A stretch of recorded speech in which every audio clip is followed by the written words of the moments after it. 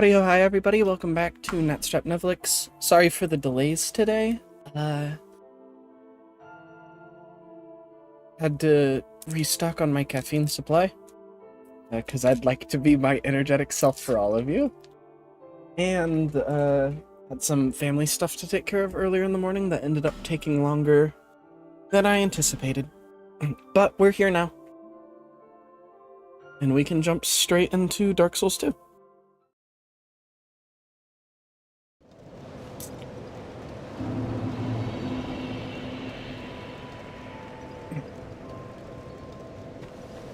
We have now gotten all the way to Drangleic Castle, which means that is where we will go next. Actually, no. We have one thing we're gonna do first. So we're gonna go open up the Shrine of Winter.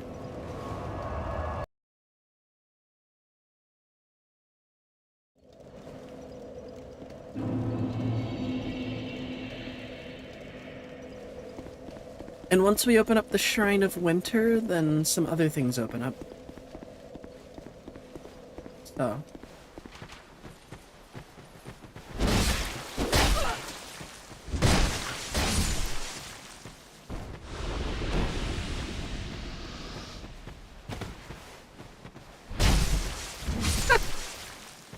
What the hell was that animation right there? Did y'all see that?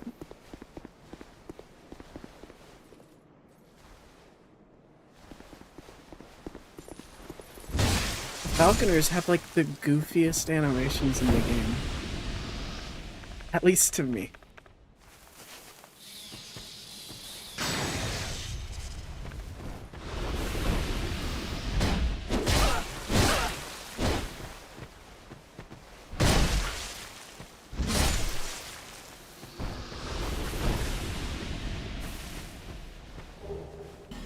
You know, specifically because of their goofy animations, I kind of feel bad doing little trick shots like that. Or not trick shots, but like, you know, tactical shots like that on the falconers, because I walk around the corner and I'm picturing this falconer who's been training archery for his whole fucking career, and all of it comes crashing down because I waltz around a corner and chuck a lightning bolt at him faster than most people can react.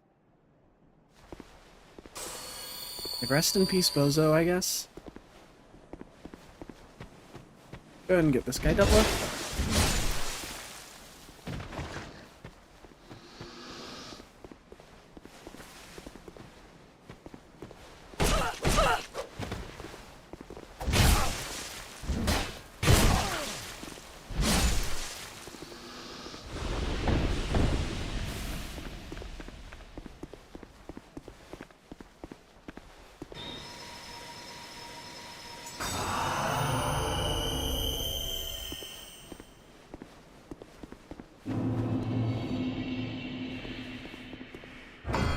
So now the doors open up, both because we have over 1,000,000 soul memory, and because we have all 4 of the Lord's souls consumed.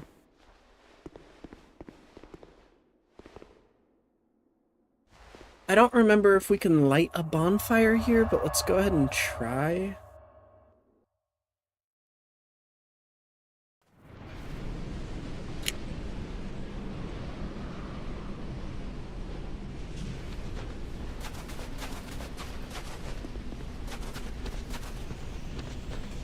Welcome everyone to what is probably my favorite area in Dark Souls 2 design-wise.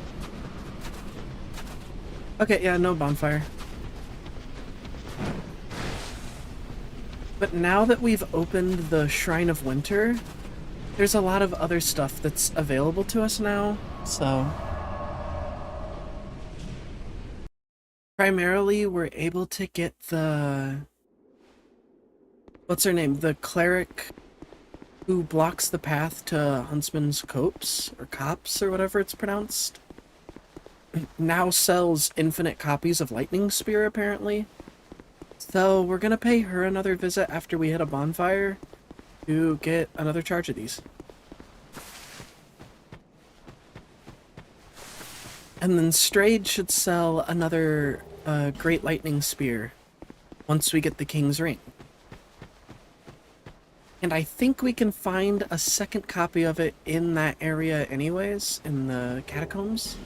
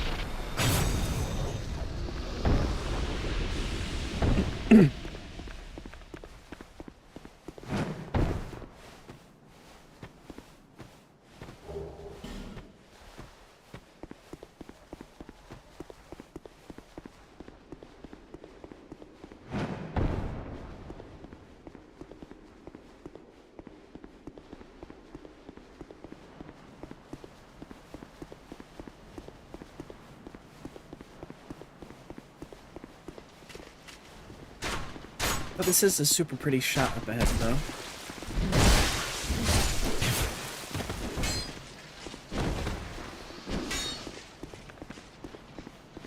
Does this game have the Elden Ring enemies have lower lightning resistance in this area because it's raining? I think that'd be kind of cool.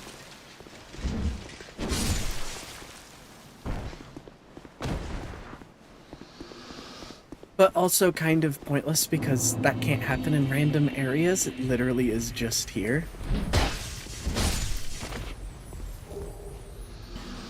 This game gives you way more slabs than I remember it giving you historically. 4 slabs already. This castle is isolated, but nonetheless you must forge on to bring an end to your journey and mine.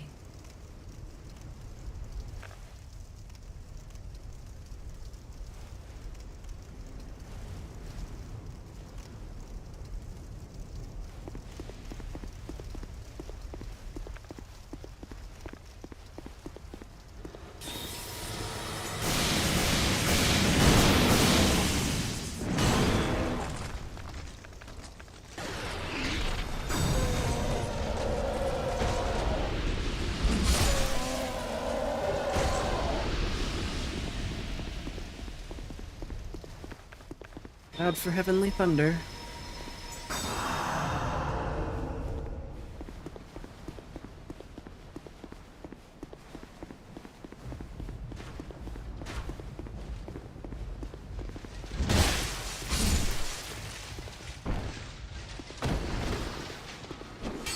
Do these only take 1 soul now? Because if I were practicing the original Dark Souls 2, you had to charge these up with many, many souls.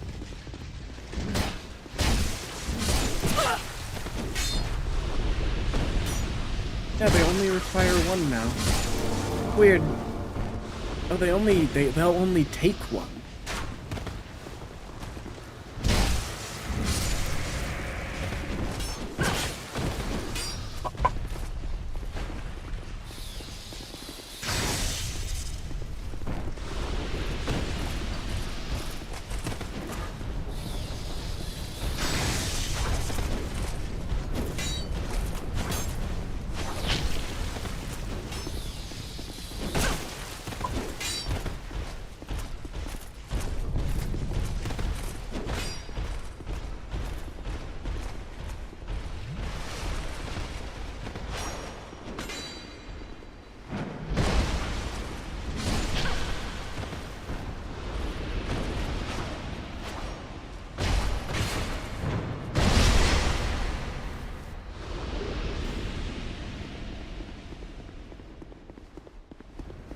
Let's go ahead and take out any of these additional guys just for the extra souls.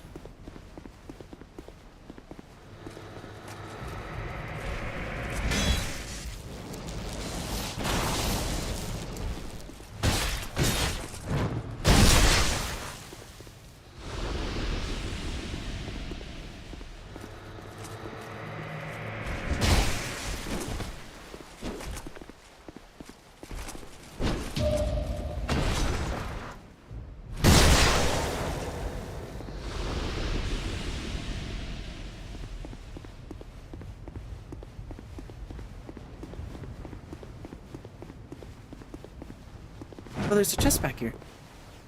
I actually didn't think there was anything of note, like, worth picking up back here.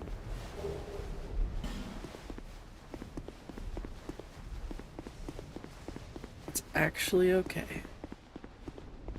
We still need to run through No Man's Wharf sometime to get a pyromancy glove. Who are you, and by whose permission do you stand before me? This castle is the domain of King Vendrick. Is your trespass intentional? His Highness. Where has he gone? You are a guest of our castle. I am the Chancellor, Velaga. Do you seek an audience with my lord, King Vendrick? Unfortunately, His Highness is absent. My lord, the King, has... The Queen has taken him. My lord made magnificent findings on souls. An accomplishment for the ages. He vanquished 4 great ones and built this kingdom upon their souls. Our king has watched over this land since ages long ago. King Vendrick, we must fight back, or the giants will take Drangleic. The king had a dear queen, a woman of unparalleled beauty. Long ago, the queen came to us, alone, from a faraway land. She warned our lord of the looming threat across the seas, of the giants. The king crossed the ocean, and defeated the giants, with the queen at his side. The king commandeered their power, and created the golems. With the golems, the king created this castle. To celebrate victory, and to show his love, his gratitude to his queen. The queen brought peace to this land and to her king. A peace so deep, it was like the dark. Is this some sort of a dream? Where am I? What has happened to our castle? Who are you? And by whose permission do you stand before me? Welcome, visitor. Our guests are treated with honor. This is the way of our castle. Tell me if you should require anything.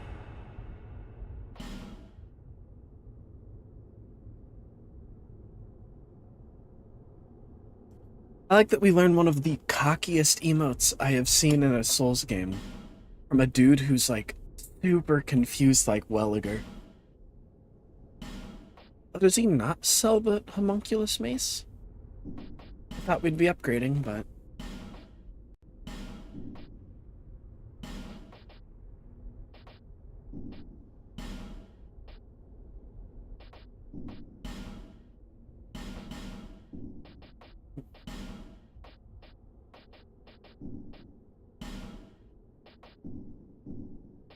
Gonzo, be safe.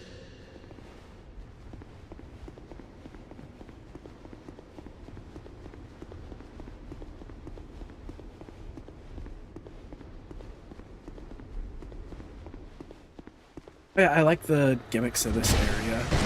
Beyond the petrified Cyan Knights. Oh no, I'm mixing it up with Aldeus Keep, never mind.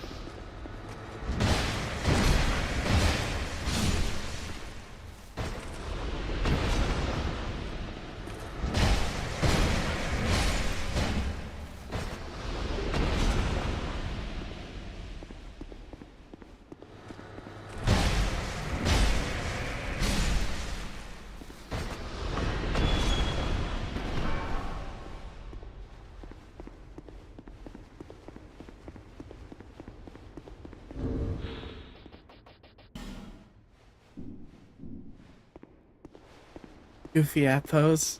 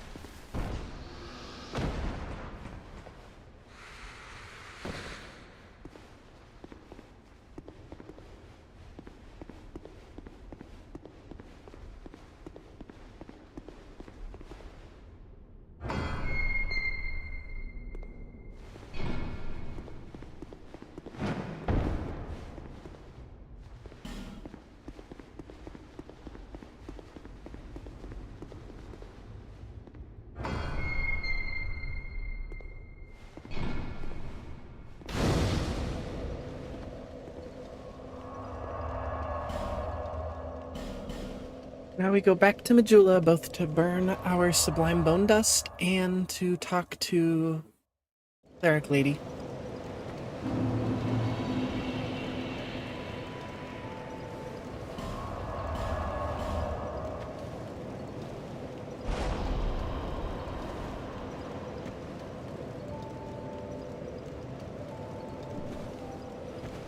Bearer of seek, let.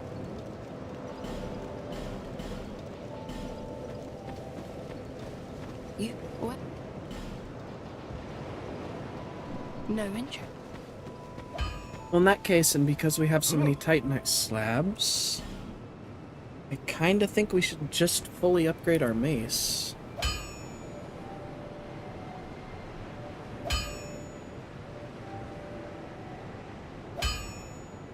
I mean, let me double check how many slabs we get in a playthrough.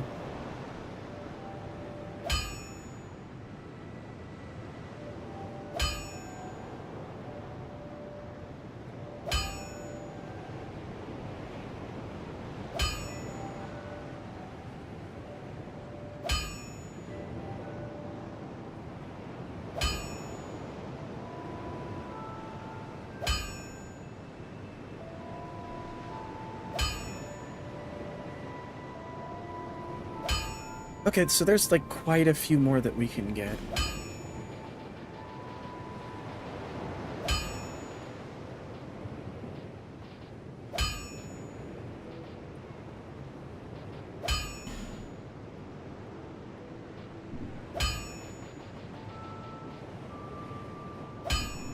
I just can't bring myself because I know that I'm going to be replacing these two items. Well, especially the chime, because we can fight Dark Lurker now.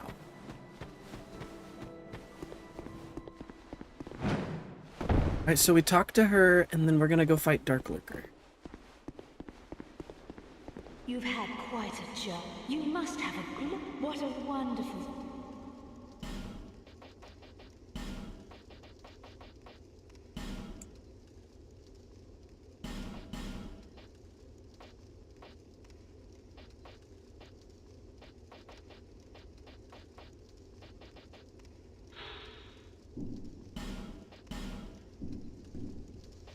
May the power offer your...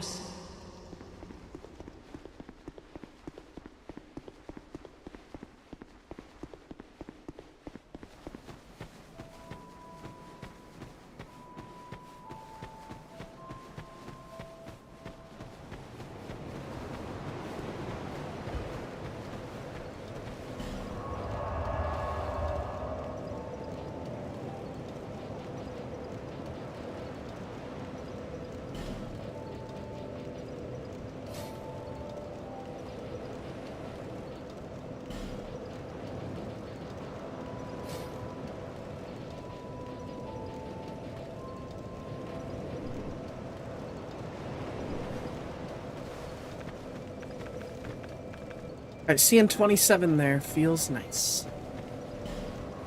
So now, I think we open up the Black Gulch path, so let's go ahead and just go do the drangleic one, and if he offers us to join the Covenant, then that means that we're all ready to go. We'll join the Covenant, and we'll do our quick Abyss runs.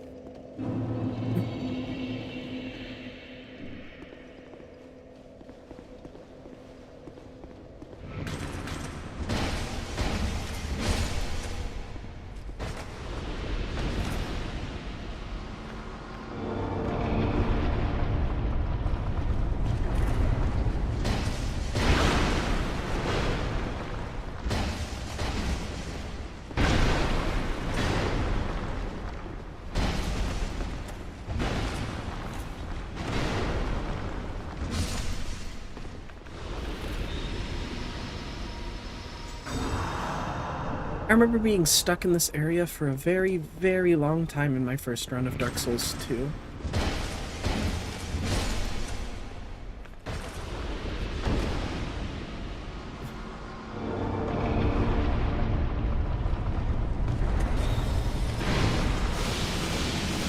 Because unless my memory's off, these guys used to respawn, and I don't think they do anymore.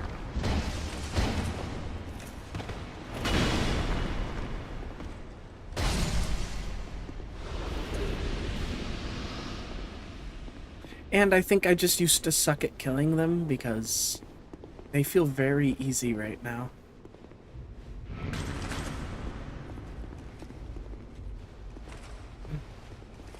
Now this is the one that matters for our purposes. Oh, the soul's gonna go to lighting up the room. Unfortunate.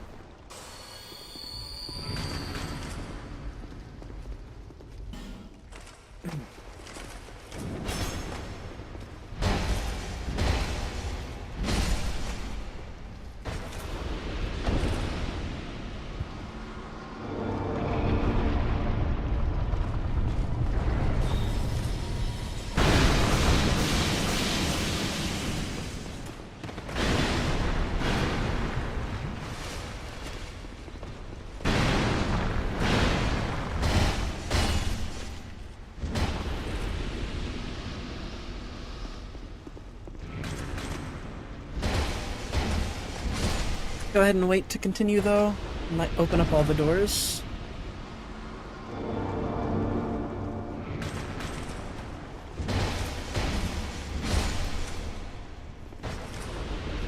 Back then, Nat didn't really know about the power of the mace, though. I gave it up earlier, being like, oh, this is an early game weapon. I'm later on in the game. It's time for upgrade.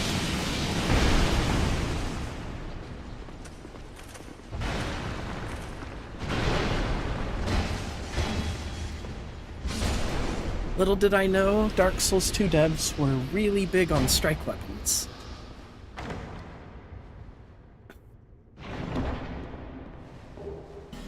They really understood the power of hammer go bonk.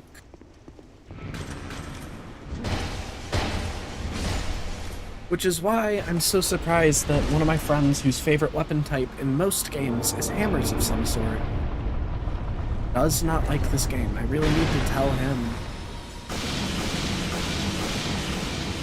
Try playing through the game with a hammer or a club or something like that. And then compare it to how it feels in the rest of the series. Like, hammers feel broken in this game.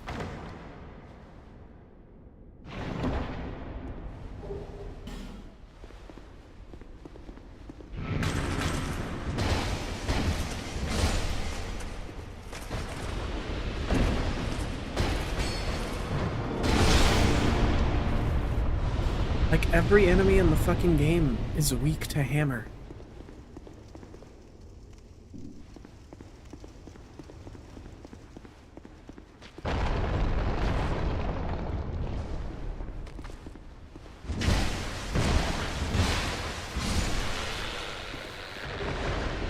Yeah, also down here you get the drip. Heights of Judgment?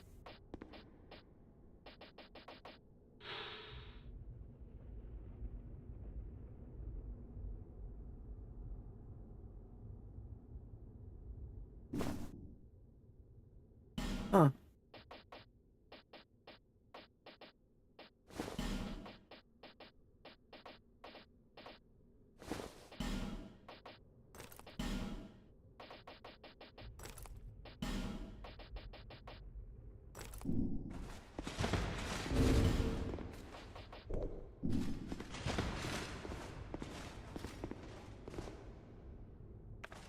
I absolutely adore how this armor set looks. I think this is one of the most beautiful knight sets that they've put inside of a Souls game.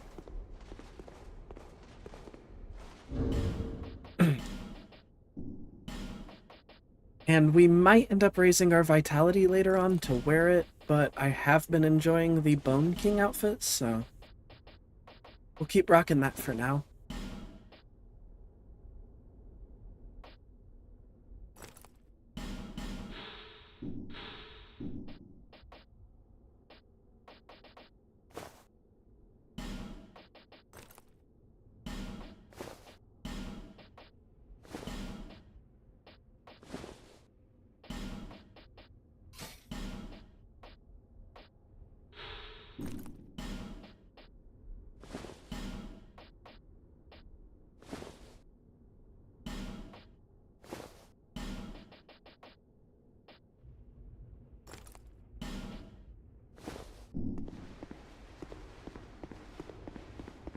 Also, I think that Dark Souls 2 is the only game in the series that has armor with stat requirements.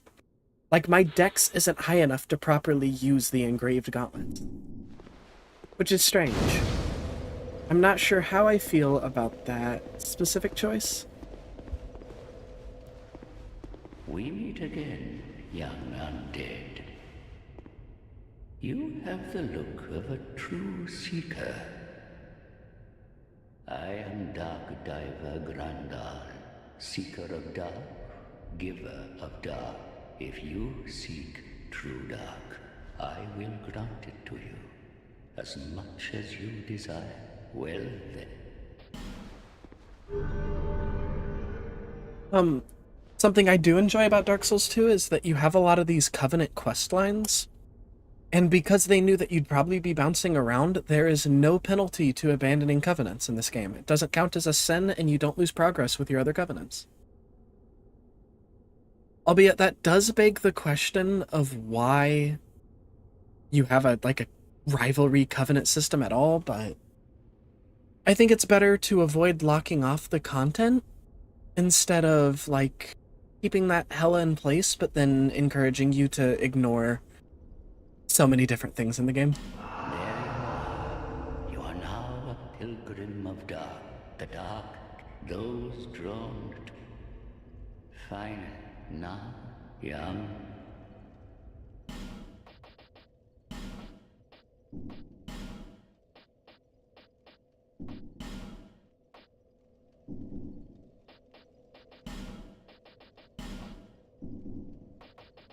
May the dark.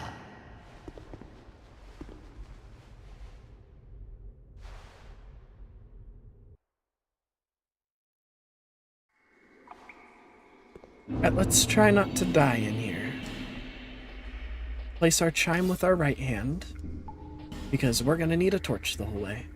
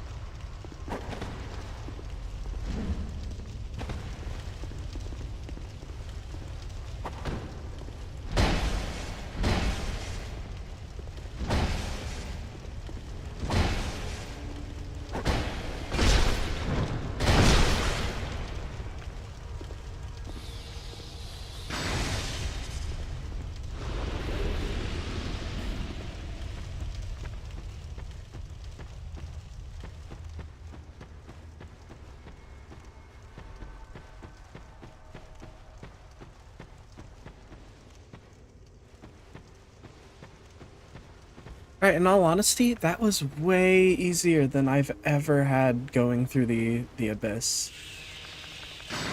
I don't know if it's because the enemies have like a really high dark resistance or something, but on my Hexer playthrough, I really struggled with this area. And now we're just like absolutely wiping the floor with this place. Alright, and into the Abyss.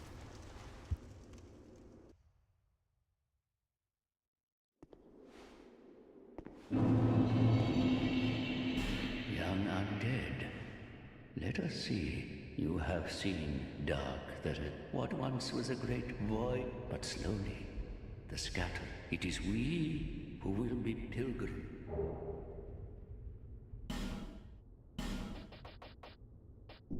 May the dark.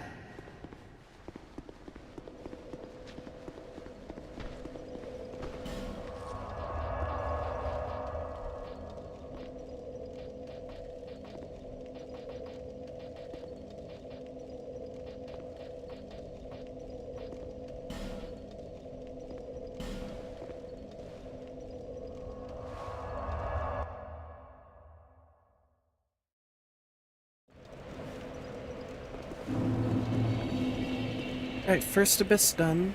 On to the next abyss.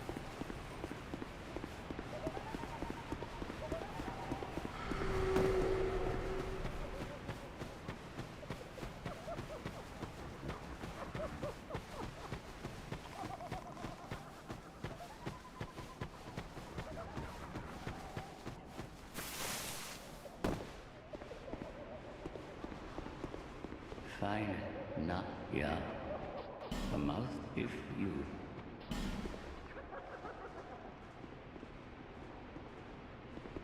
Yeah. May the dark.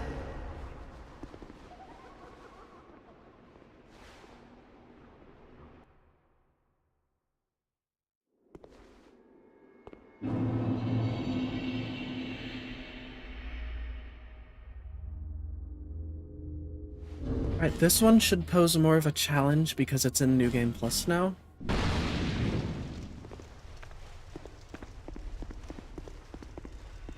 So we'll be extra careful with this one.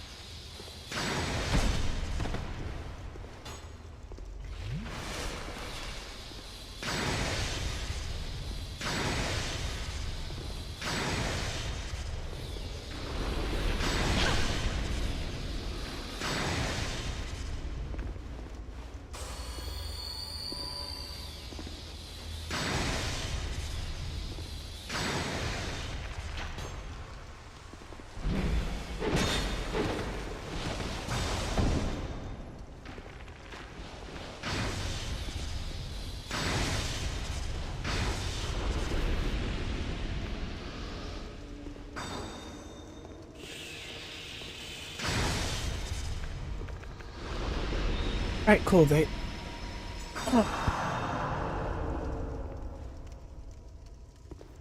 Almost got me there. Forgot how many bonfire aesthetics you get from this. It's good to know that we should not be running out anytime soon.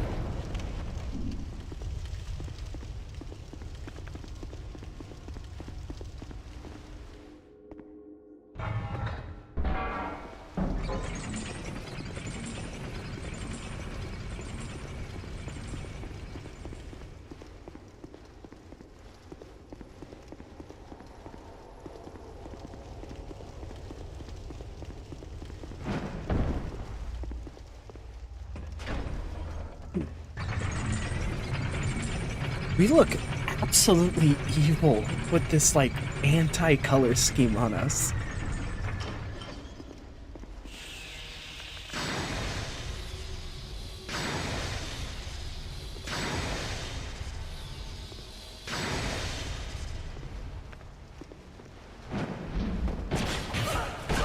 Oh no. Try to do something cool once and they will try to punish you.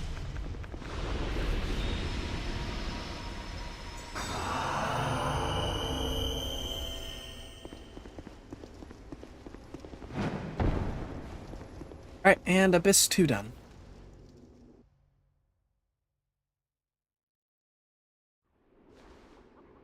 Fine, not young. May the dark.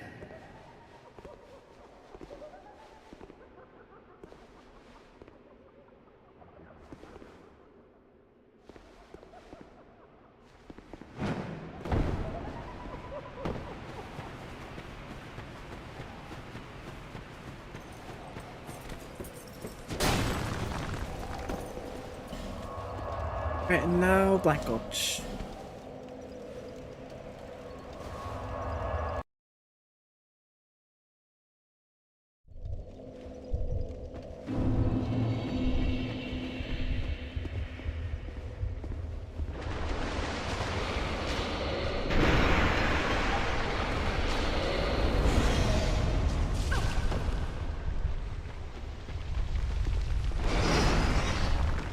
Fine, not young.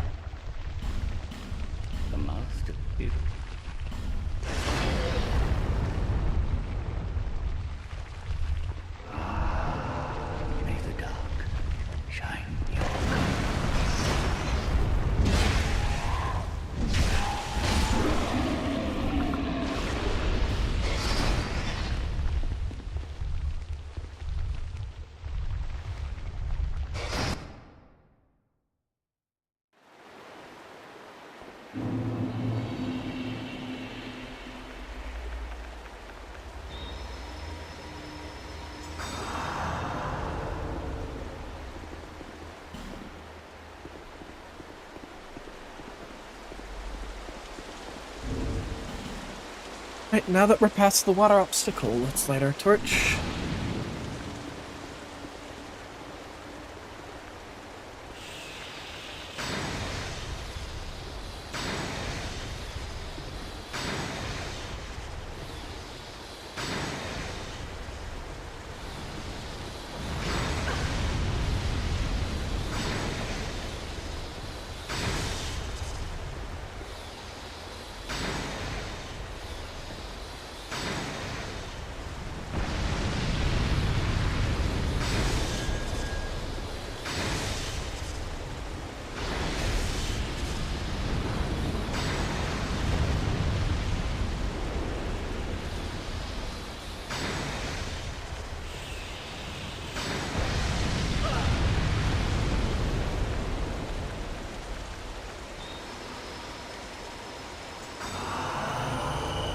Alright, cleared them out. I think one of them drops a bonfire static. Yep.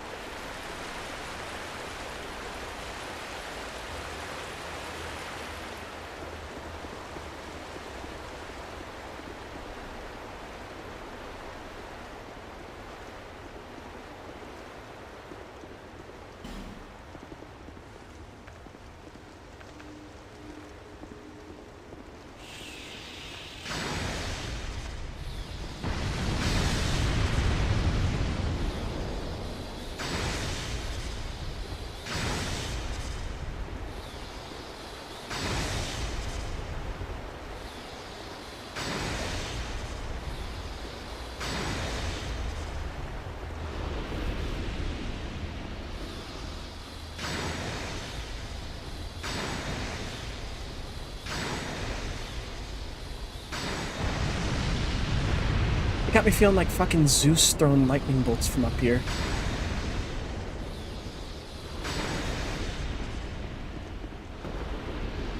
Call me the Thunderbringer.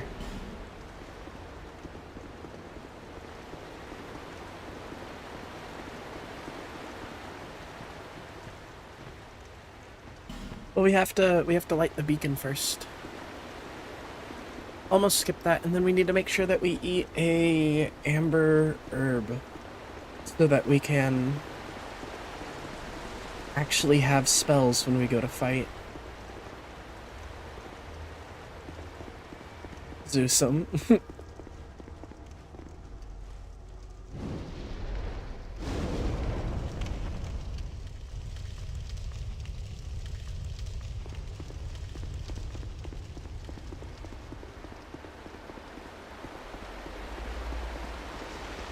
Alright, beacon lit.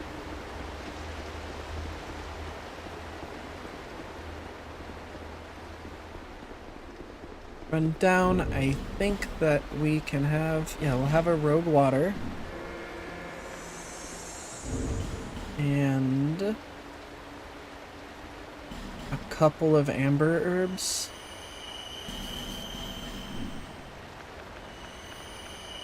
Alright, cool, we're ready.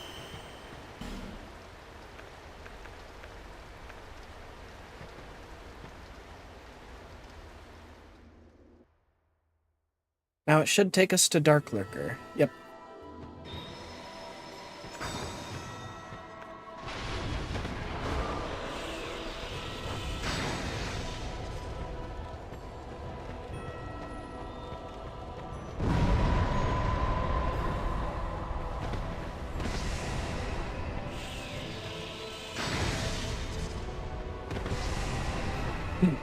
I thought this boss was lightning resistant, but it appears that it takes standard lightning damage.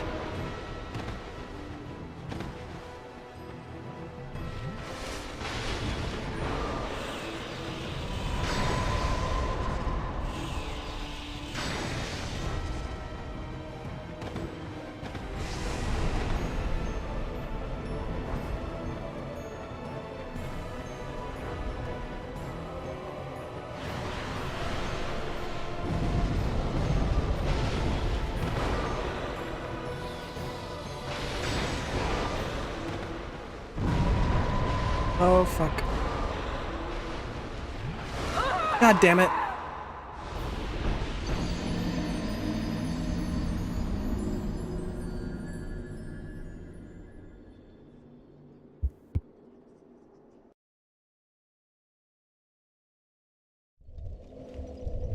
All good.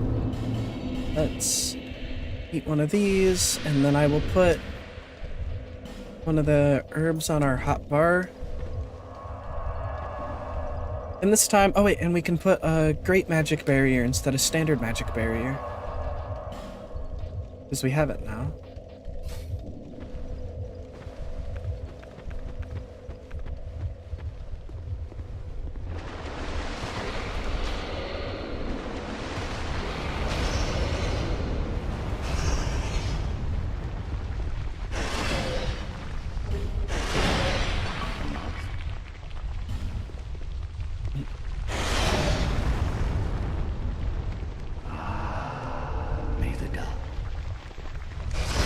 I don't remember if it drops us straight in, so we'll just be ready in case it does.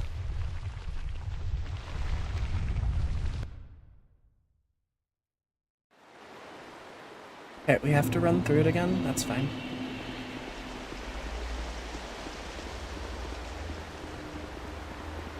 Let's just try to speedrun it and hope that the way is lit.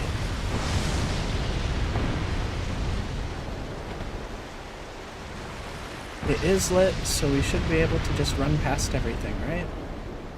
Oh, doorway's blocked until you kill everything. This sucks.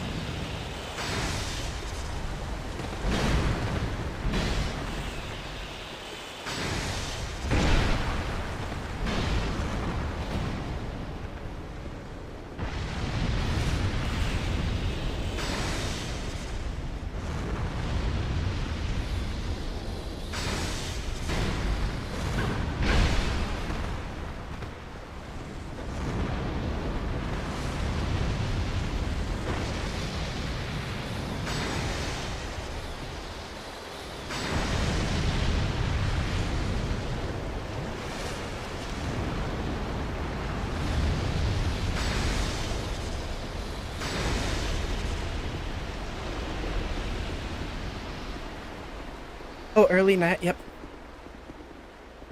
Today's stream is a bit earlier as I have stuff that I need to do later on in the day instead of earlier in the day.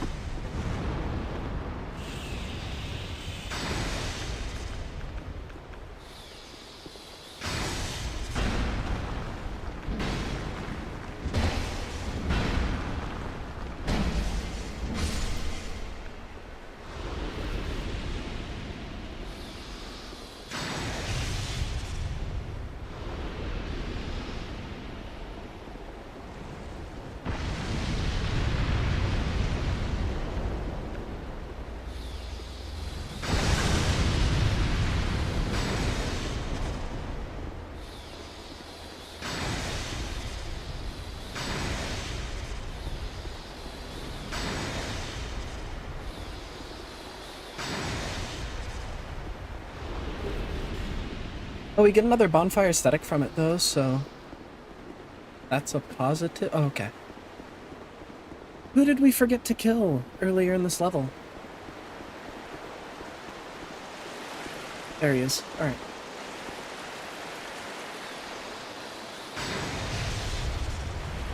Do you drop another bonfire aesthetic? Technically, you could farm this. I'm not going to farm this, but it's interesting to know that there is an actual,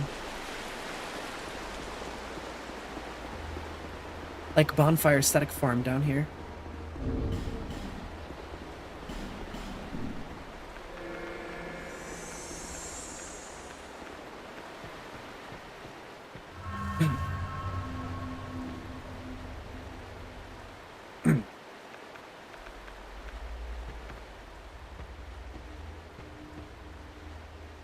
Alright.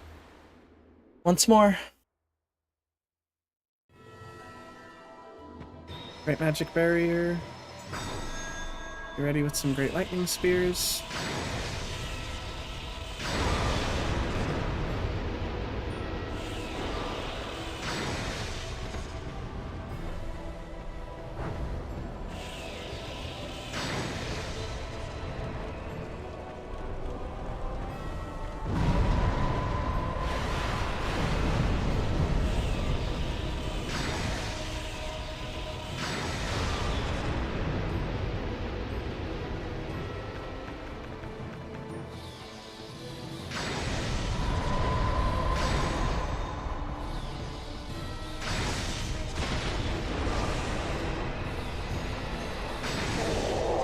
There we go. Dark Lurker down. For some reason, I thought that their lightning resistance was a lot higher than that. So I was a little worried about this fight because I didn't know if we'd actually get through it, like in a reasonable amount of time. Only 2 tries, nice. That's probably one of my favorite bosses, especially since they kept the mystery about it alive. Like, we don't... It's one of the things that doesn't get explained in Dark Souls that I actually like that it doesn't get explained. He's just so, like, cool and mysterious.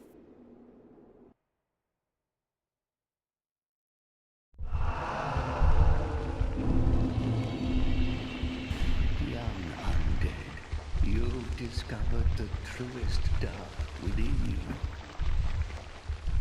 A deep, deep dark it is. The dark that we must all face. We need the abyss more now than ever.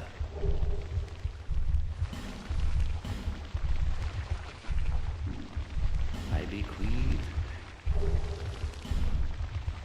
the embrace of the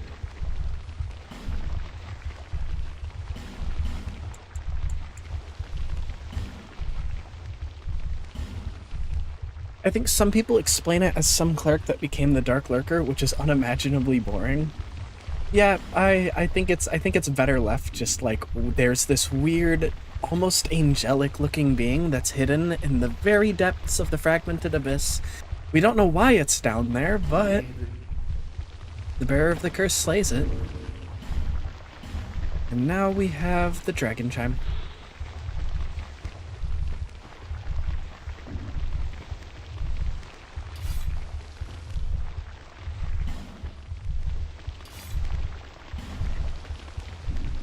Let's go upgrade the hell out of it.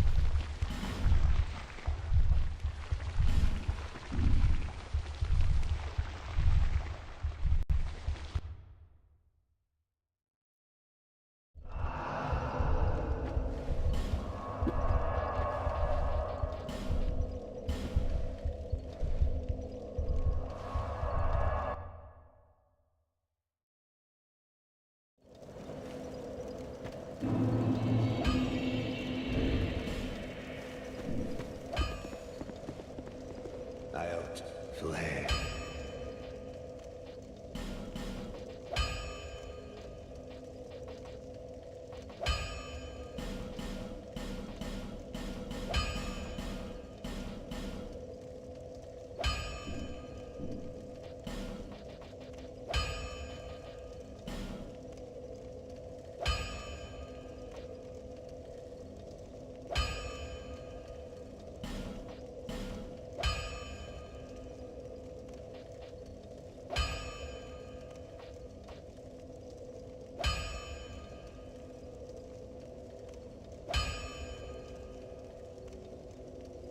Are we actually just one twinkling Titanite away from fully upgraded Dragon Chime?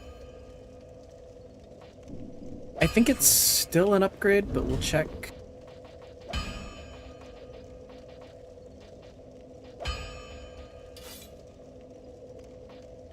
Yeah, huge upgrade. Huge upgrade to both damage types, actually. And casting speed.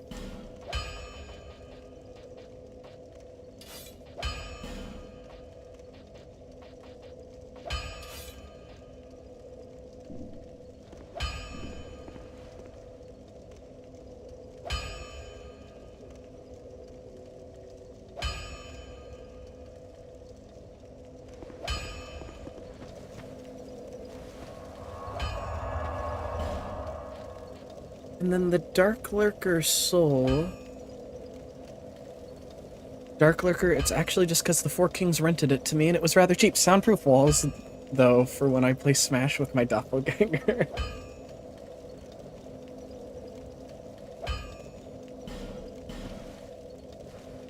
I definitely like that fight a whole hell of a lot more than the Four Kings. I'd take Dark Lurker over Four Kings any day of the week. Dark Lurker's soul just gives us a life drain patch.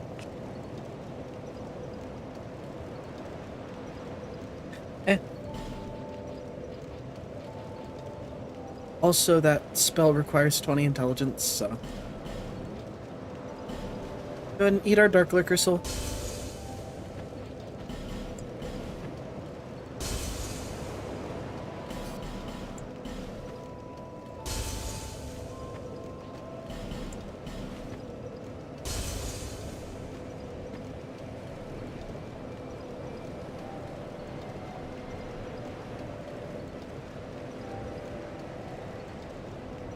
Executioner Chariot Soul gives us things we don't need to.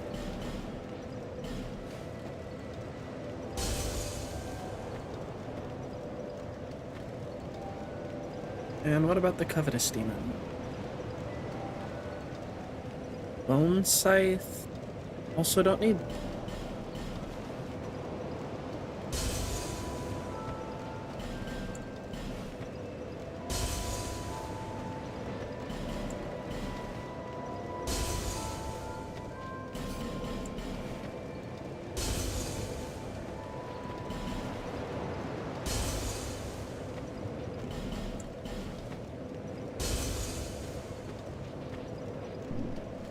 Bearer of the lest.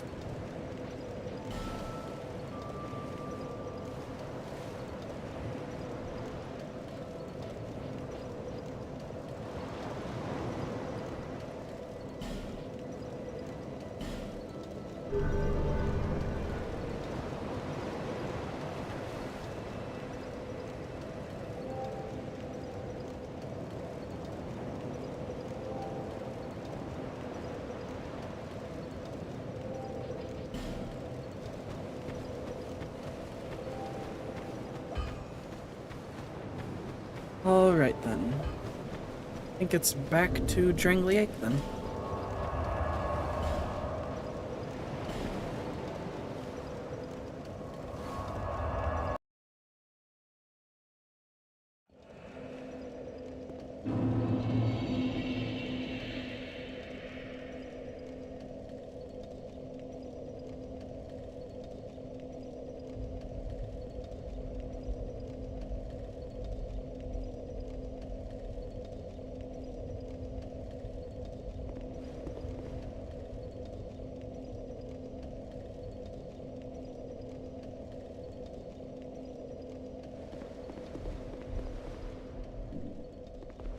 Oh wait, actually,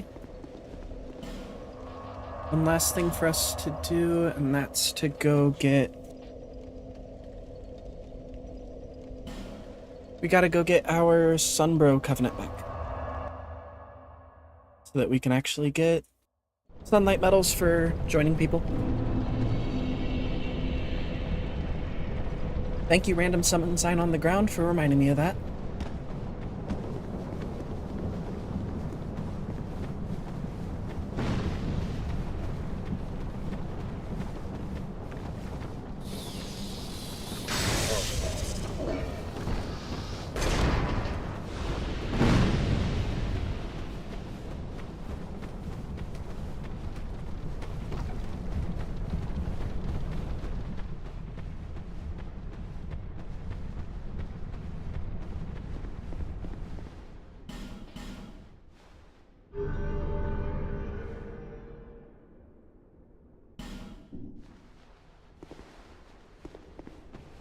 Back to the heirs of the Sunbros.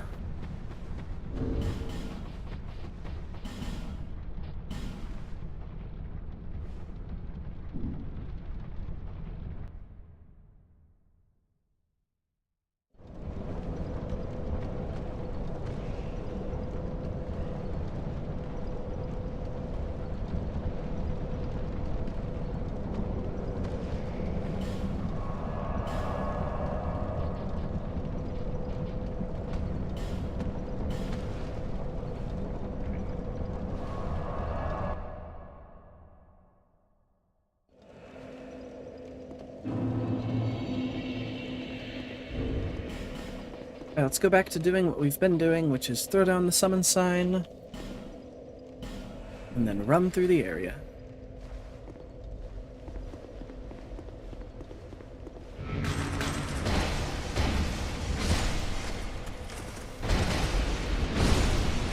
Both Exile sentries do respawn.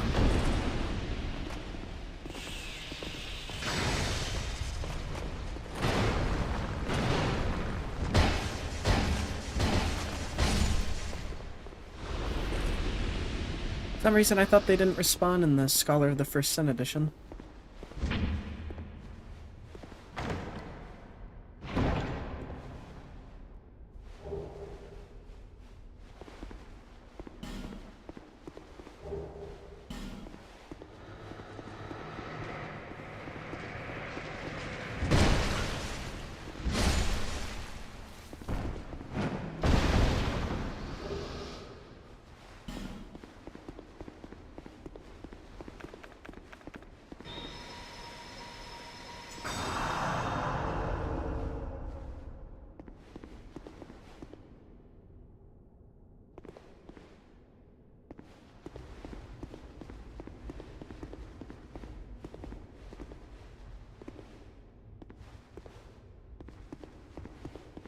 I will not be tempted to throwing myself off of that cave, or off of that cliff.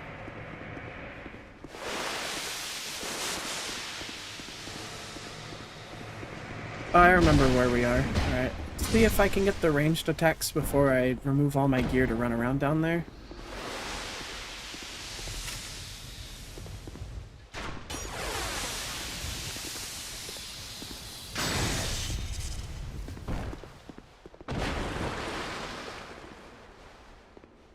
Where are the dudes throwing all of that?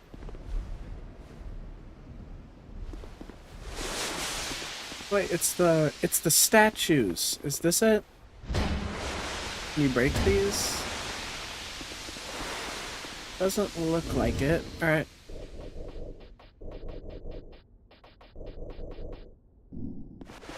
Now none of our gear will break from the acid. We can get everything down here. Run around in the orange soda. The Sunny D.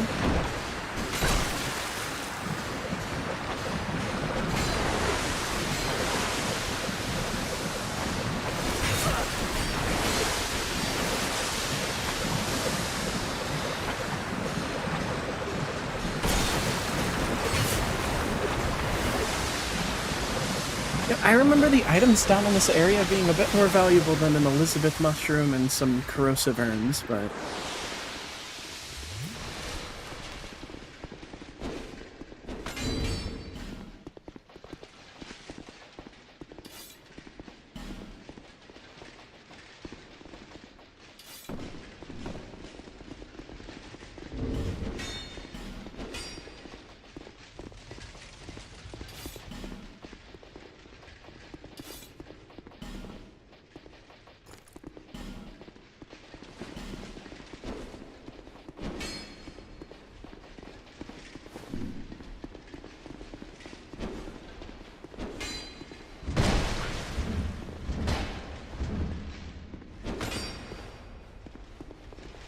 I actually just whiffed like 7 attacks in a row on that guy.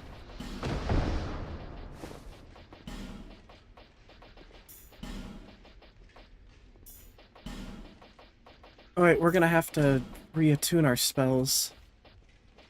God damn it.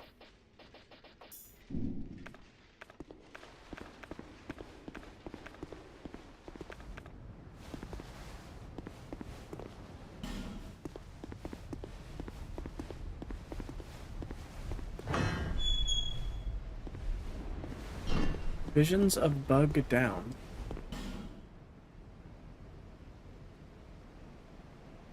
Oh, it does just abyss drop. That's fucking weird. That's super weird.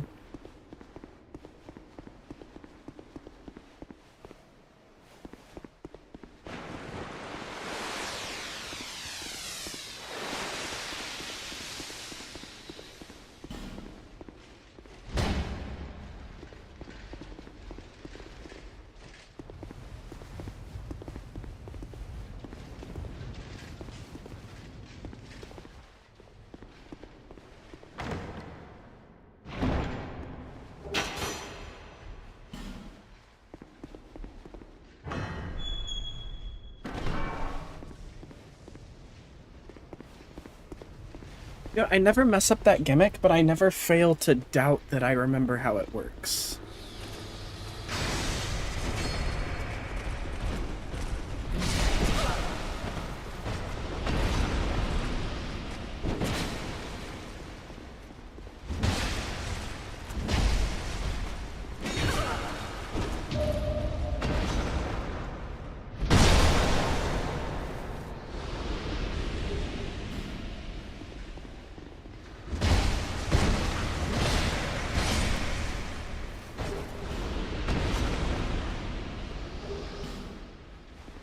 Oh yeah, this has some fun little foreshadowing that I really like.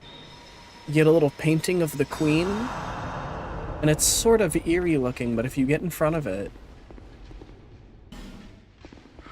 you start to get cursed very quickly.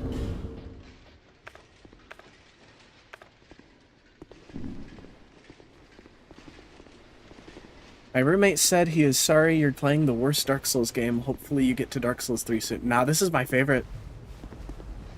This is number 1.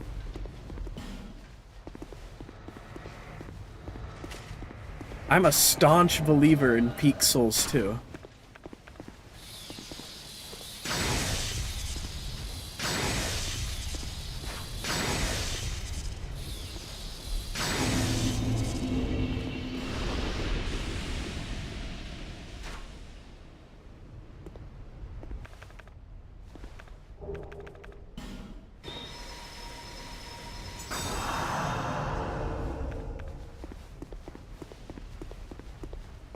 I'm honestly nervous to get to Dark Souls 3. I've mentioned this before because when I first played through Dark Souls 3, I was not a fan at all.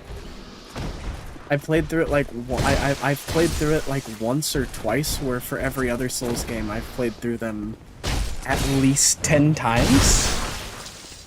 Dark Souls 2 love, Dark Souls 2 life. Live Dark Souls 2 once told me the world was gone.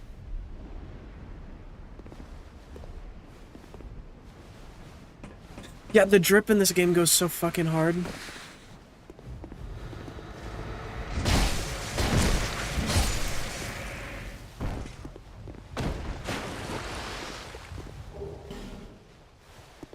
I like the way the world looks. It gives a very, like, I don't know, the rest of the Soul series feel very dark fantasy, whereas this one has, like, a very fairy tale dreamlike vibe to me. Like, there's this big epic journey with all these twists and turns and all these weird areas, and a lot of them don't make a lot of logical sense, which adds to the dreamlike quality of the game to me. I'm just a big fan.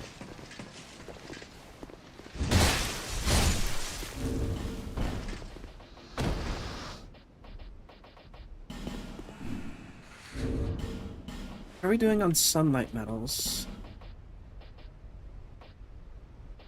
2.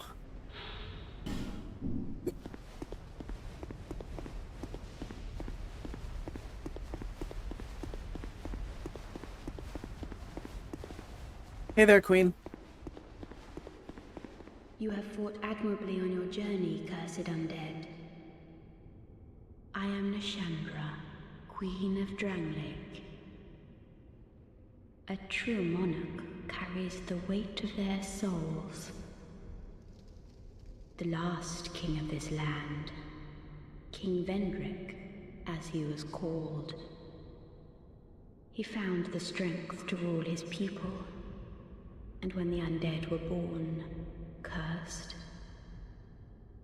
he found more strength to face them. But in the end, he never took the true throne. Visit Vendrick. We have no need for 2 rulers. You know, technically speaking, Nashandra in human form is tall. I don't know, she's not as tall as, like, the projection we see of Guinevere, but since we know that's, like, just like an astral projection illusion of her... Yo, these floors are dusty! What? You leave footprints on the... That is disgusting. What the fuck? How's the Faith build? Roommate says you should have gone with magic because it's OP in that game. I did... My last run was a Hex sorcery mixture, and in all honesty, I think that while Faith took longer to get set up, Faith has felt a lot stronger to me than my Hex Sorcery build. Because you were in water, I think?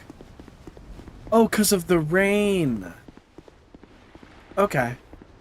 Sorry, perspective, it just looked dusty as fuck.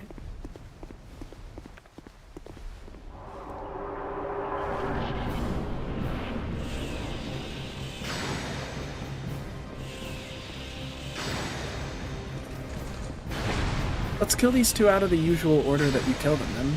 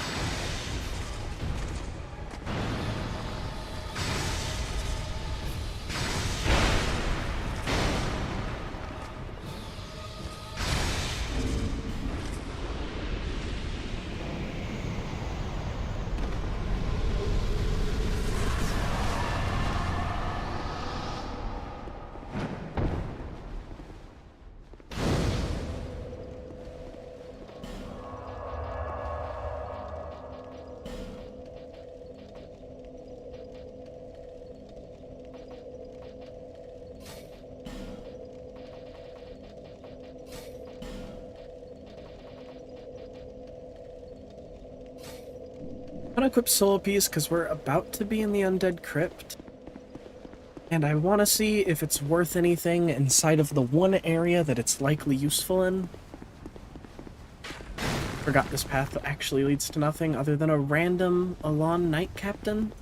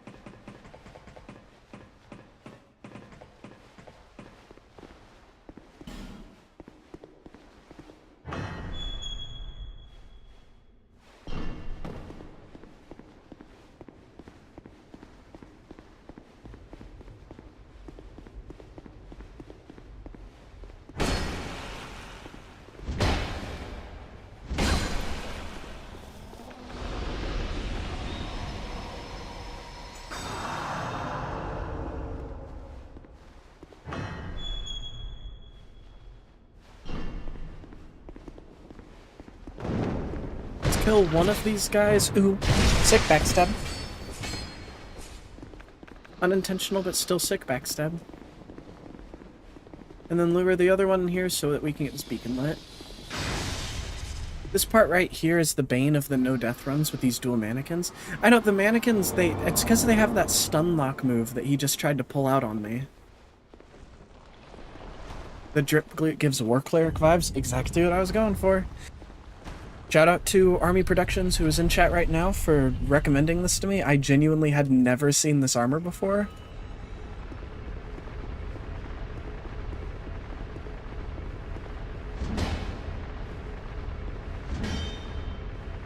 So when they recommended it to me, I was like, oh, I'll check it out. And sure as hell, it was exactly what I was looking for.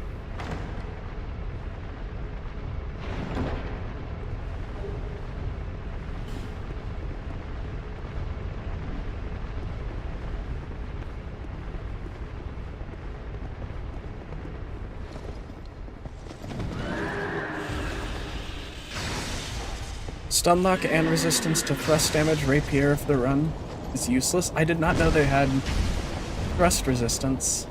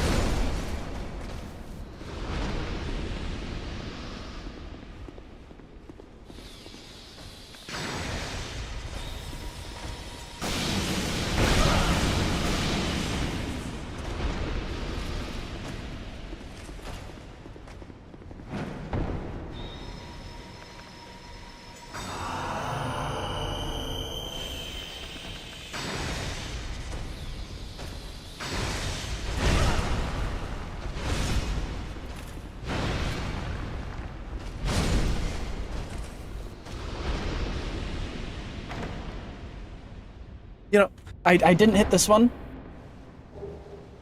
Didn't hit this one, so I just about panicked when I started opening it and realized I didn't check it for mimicry. Obligatory, but why horse and castle meme here? Actually, valid complaint. You know, people who I give Dark Souls 2 haters a lot of flack. If one of your complaints is how the hell did the horse get in here? Bit more valid than a lot of the complaints I hear for Dark Souls 2. If that ruined the game for you, then I feel you're being a bit nitpicky, but...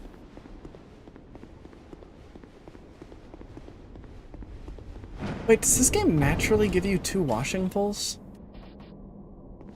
Holy shit, it does.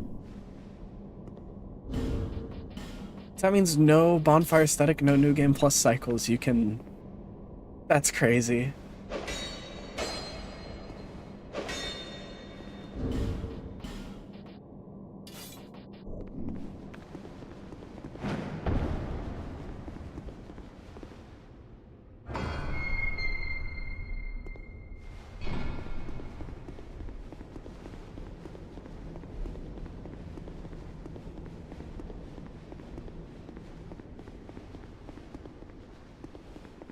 Didn't remember if there was anything under the stairs, but I felt like checking.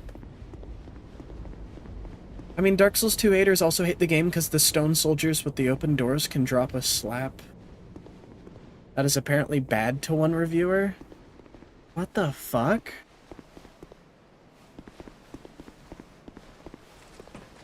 Complaining about what enemies can drop what items is crazy, especially when it's just another source of possible Titanite slab.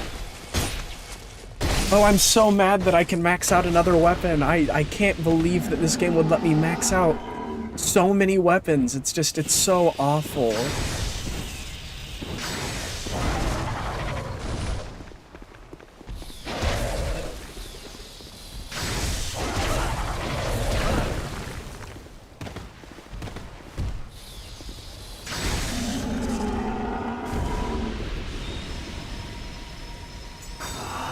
I'm so mad that the stone thing drops a stone.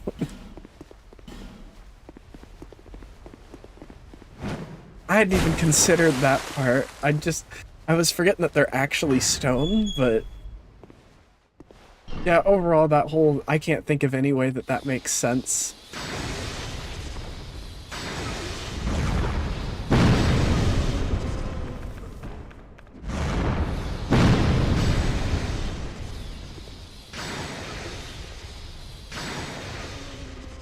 Oh no, I'm not limited to 1 or 2 maxed out weapons per playthrough.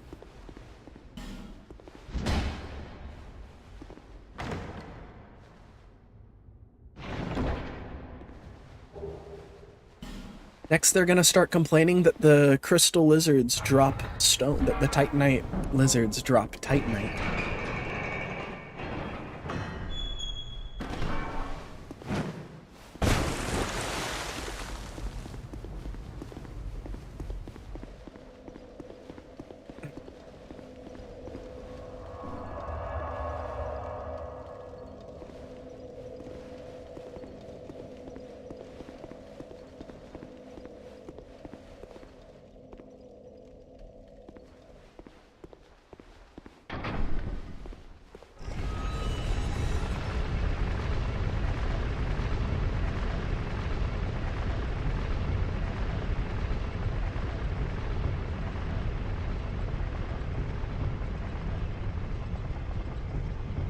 Among my favorite but why complain moments next to, I think it was in the Castlevania anime, some vampires were from Egypt, and under that complaint...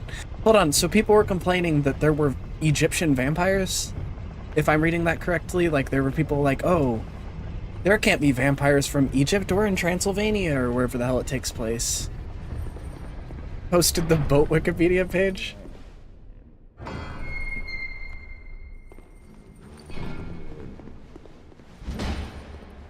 I don't know, part of my brain blames the, like, nitpicky sort of complaints that people have nowadays that I see more and more often with media on the popularity in the 2010s of, I think it's the CinemaSins channel, which a lot of the complaints on that are just like extremely nitpicky.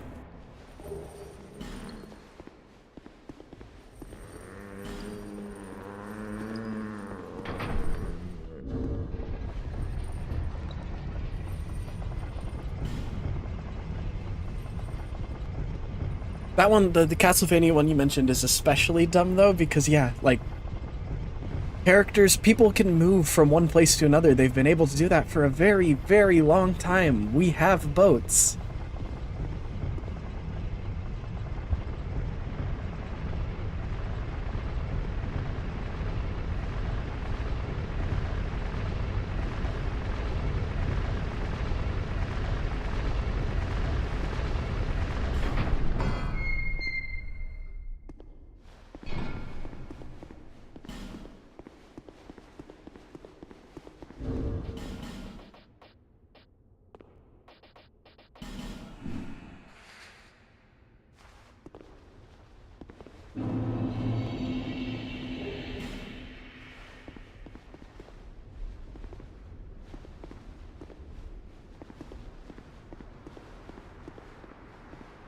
Was just about to say, can people not travel long distances? No, for real.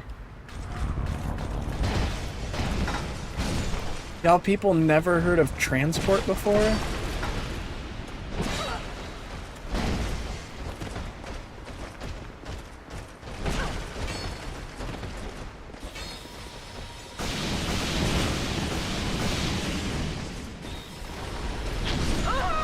Oh. I always fucking hate these guys. Maybe I should just drop in the middle of that and drop a couple Heavenly Thunders or something.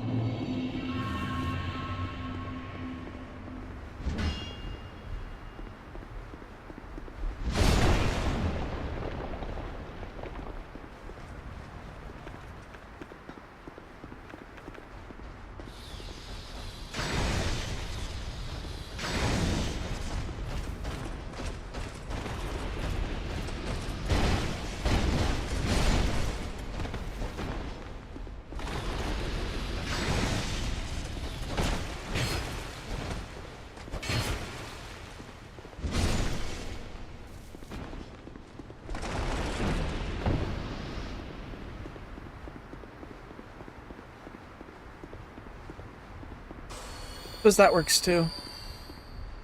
Literally just pegged in on the trip. Like, I just understood how you're supposed to know who's gonna jump you. All the statues are headless other than the evil ones, and if you smack it, apparently its head comes off. And then you can have them all run towards you instead of surrounding you, which is preferable.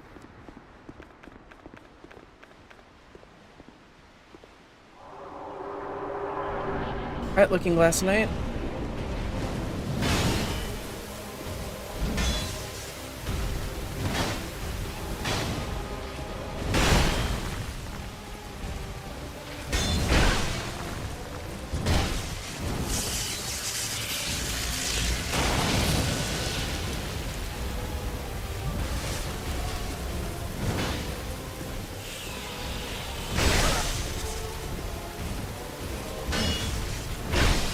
Oh, this guy's gonna be the bane of my existence. Good lightning resistance, he has the spell bounce thing, and all of my attacks come from my right side.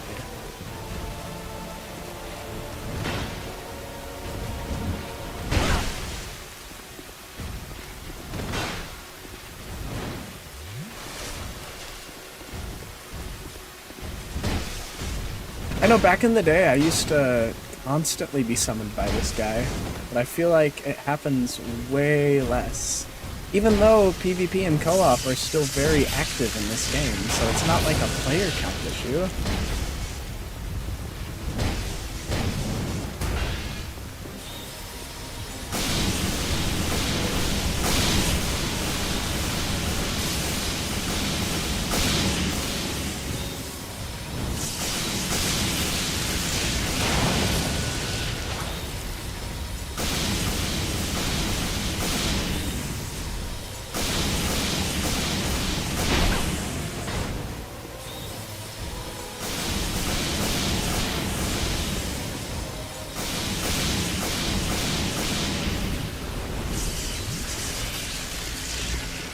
PvP's mostly at the bridge at the Iron Keep. I knew that would end up becoming like the permanent hotspot for the game. I used to run arenas there all the time. Okay, that has crazy homing.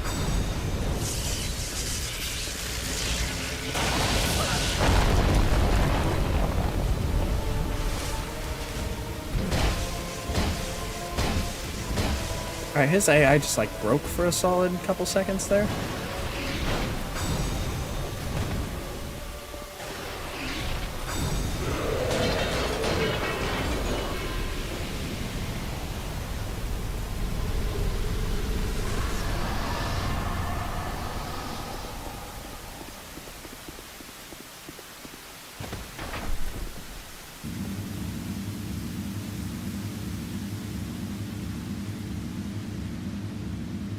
Does the homunculus mace get sold now?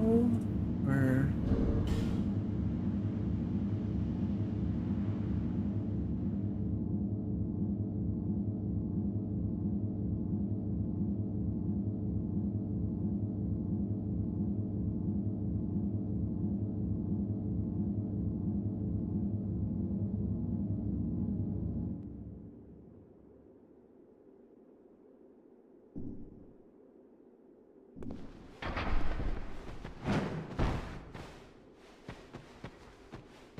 Might be worth keeping Mirror Knight's soul to check how his sword scales. Yeah, we'll go grab it.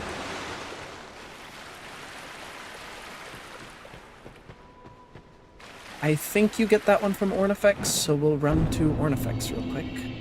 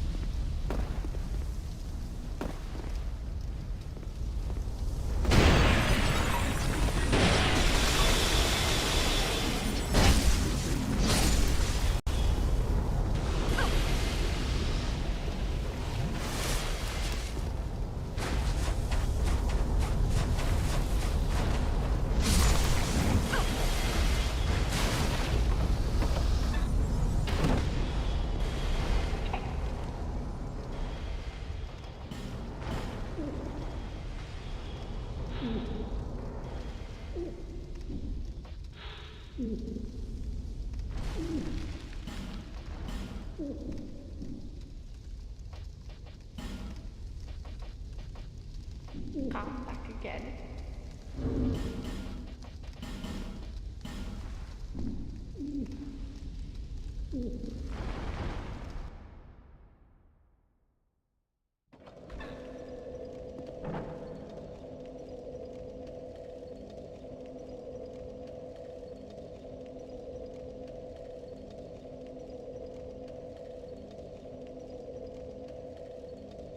Probably not today, but Vendrick's soul does give you a miracle.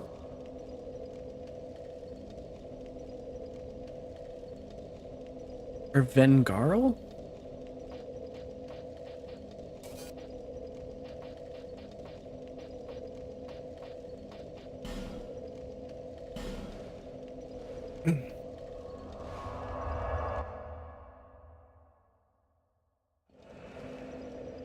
But I too could also spend this once per run soul on a shield that is really only fashion. Yeah. The shield ones are a bit silly.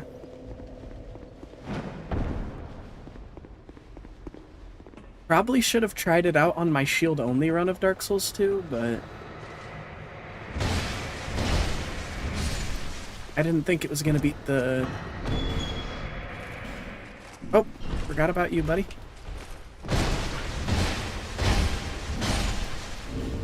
I didn't think that it would outperform the tower shield. Alright, do you have the homunculus mace? Also, what's the moveset on the Thorned Greatsword?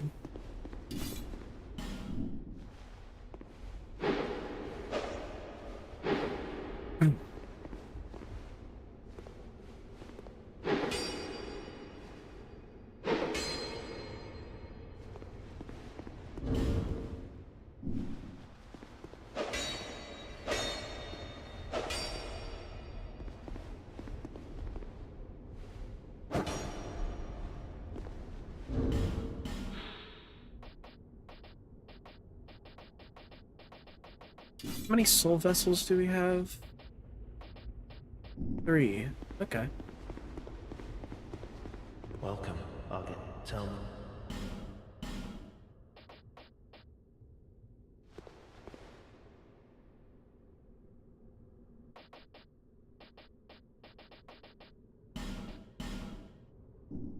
Gone so soon?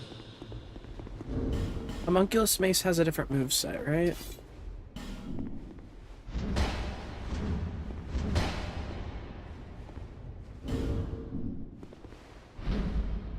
Same moveset. Okay, it just gets a better one-handed moveset.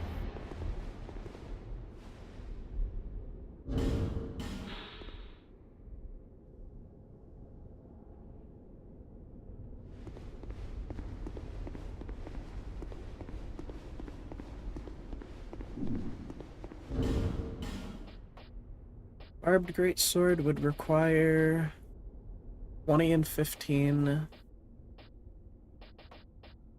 14 and 9. Let's run back to...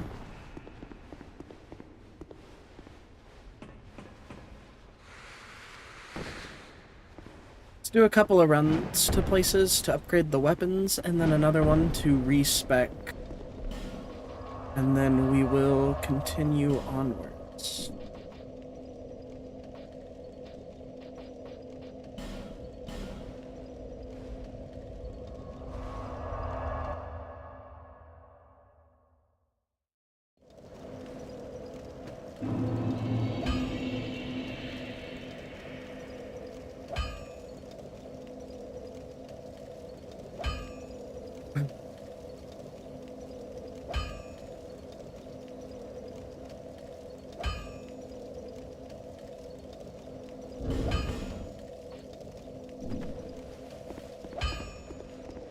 I'll fled.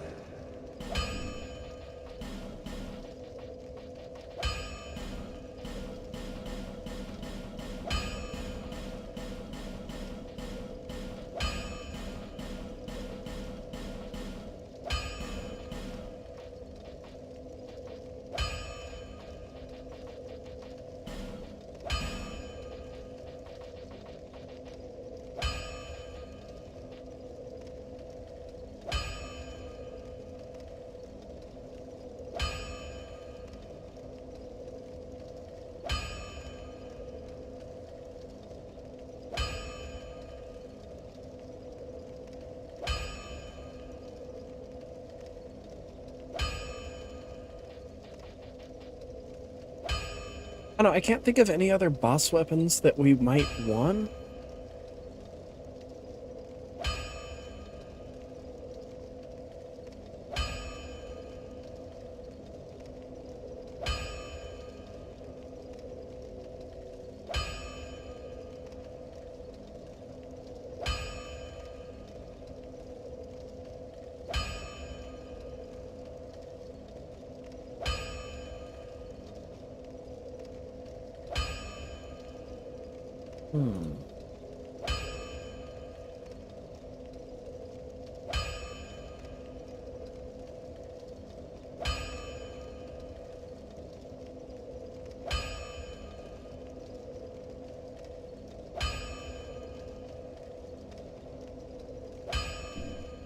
I think we'll actually wait on upgrading that one.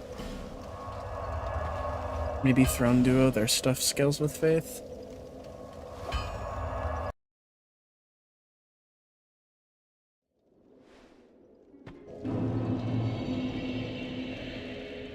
Because I know that I don't want to use the Ripped Greatsword or the Chime Hammer. Queen from the first DLC also has a weapon that scales with faith? Alright. Still that do.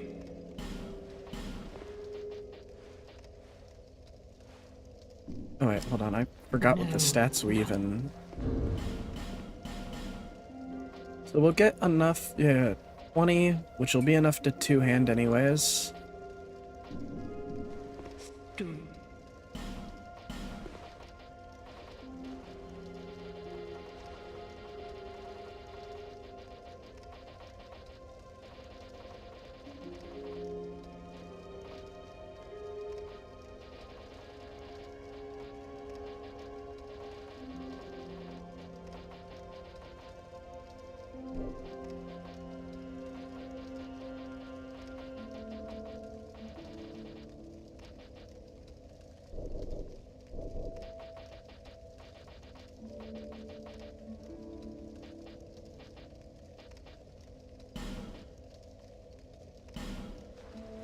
Now, on edge. Alright, let's actually give the weapon a try down here. I mean, not down here, but... Oh yeah, we forgot to infuse, so let's go back to McDuff's anyways and see how we like just the moon that's set. I think you get a chime from the Fume Night Queen, but it's the one where you collect all the parts of her. Okay.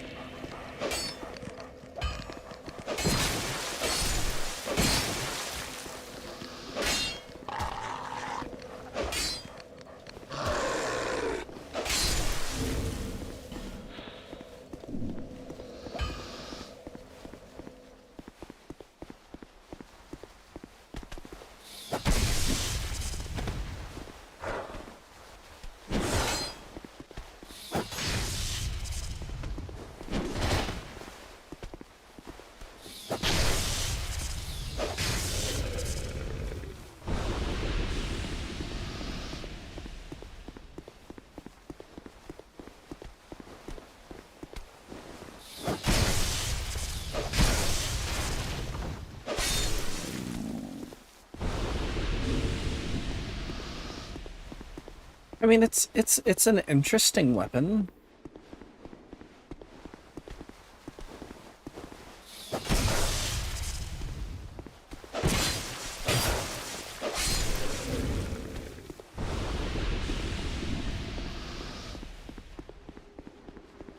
I just don't know if it's worth the extra stat investment.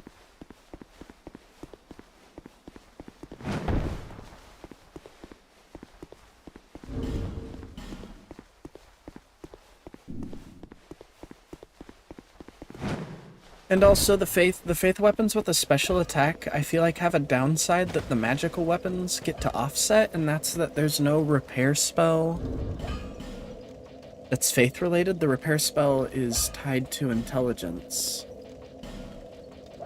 And I don't remember how much intelligence you need for it.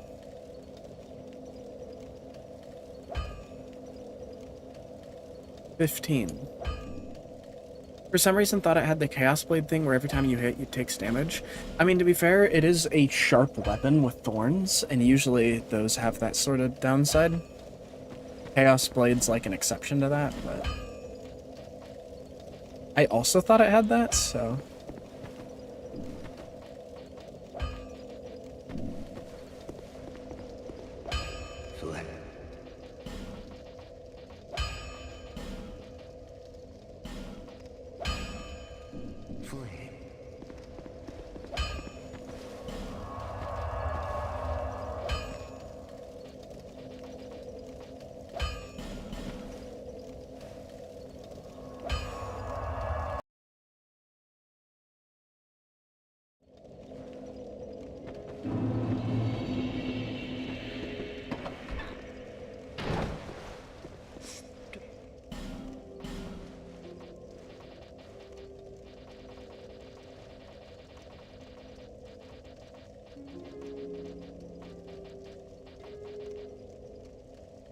Wait, Homunculus Mace does require more dex, how much?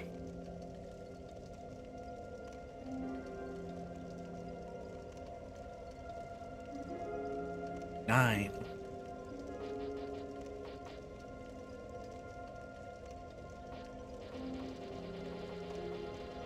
I mean, at this point, we're just getting 4 extra levels, so let's just... We'll do that later. We'll go back to Majula to spend some of our souls, though.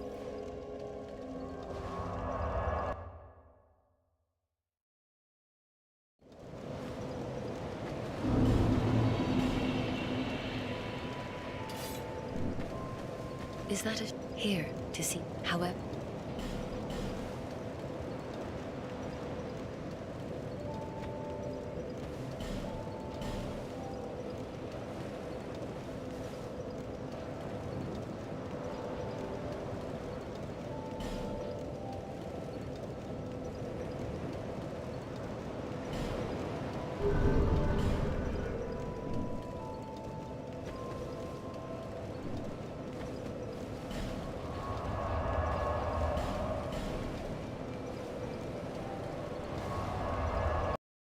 Alright, and then we'll see if we can blitz our way through Shrine of Amana.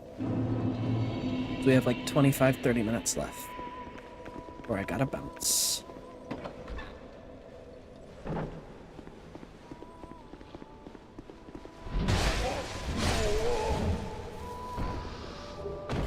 Yeah, I thought it swang significantly slower, but then I forgot that the way that Dark Souls 2 handles, like, not being strong enough to wield a weapon is you don't get, like, the weird over-the-top, I'm not strong enough to wield this moveset. You just get a slowed-down version of the actual moveset.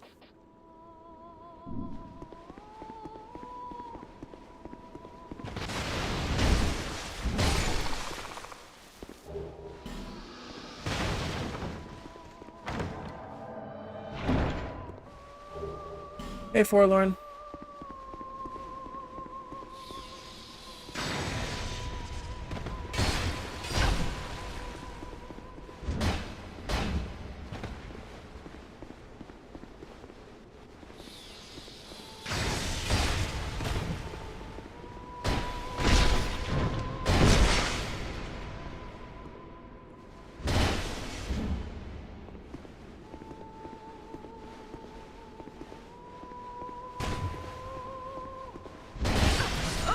Oh my god. I thought this did more poise damage than it actually does.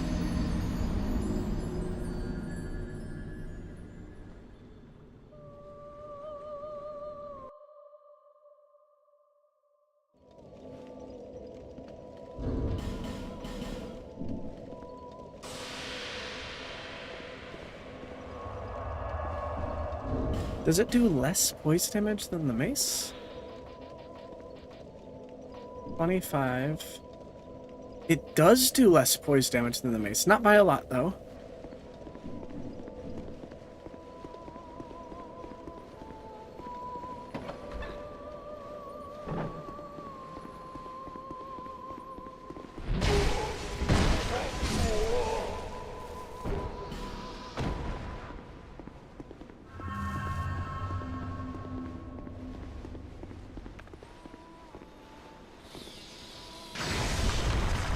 What we might end up doing later on, if we put 1 more point in strength, then we meet the minimums to 2-hand the Old Night Hammer, and that one's really good. Also, beautiful voice from the Frog of Amana, not gonna lie. I know, for how horrific the boss of this area is, and how kind of spooky this area... I mean, I like this area. This is a beautiful song. Does Forlorn only come if you go all the way over here?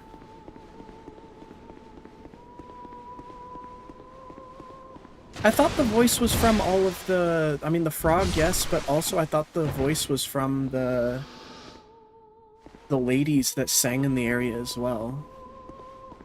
Unless I'm mistaken. Forlorn?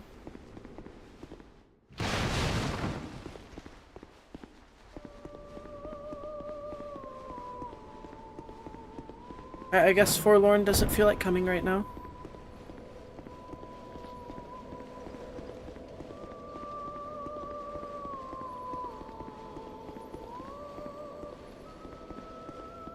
Amana peak design otherwise. Yeah, I don't get the hate for this area. I see it a lot in like I said, the sort of nitpicky reviews where people are like, oh, this area is so hard to go through, you get ganked by so many spellcasters, but I mean, most of their spells travel slow enough that I feel like you can just walk to the left a little bit and they'll miss you.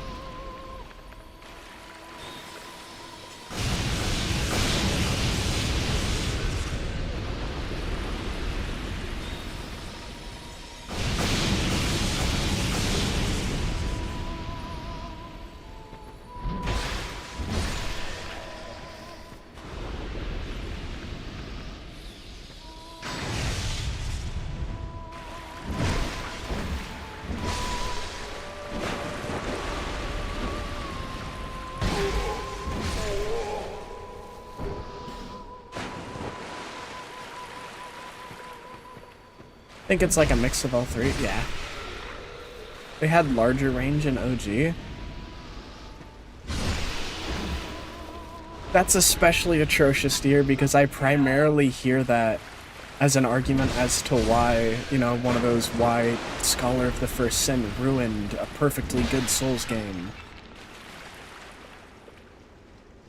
And then they'll be like, the gank here is so bad, but it's like, that was also in the base game. And you know, like you're saying, it was even harder in the base game because their range was even bigger.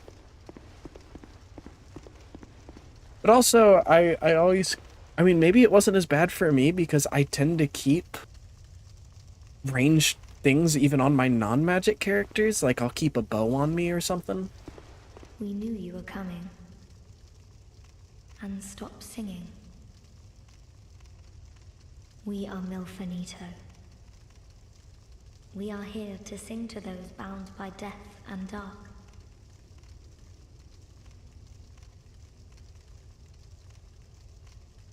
We will sing here forever, as we always have, from long, long ago.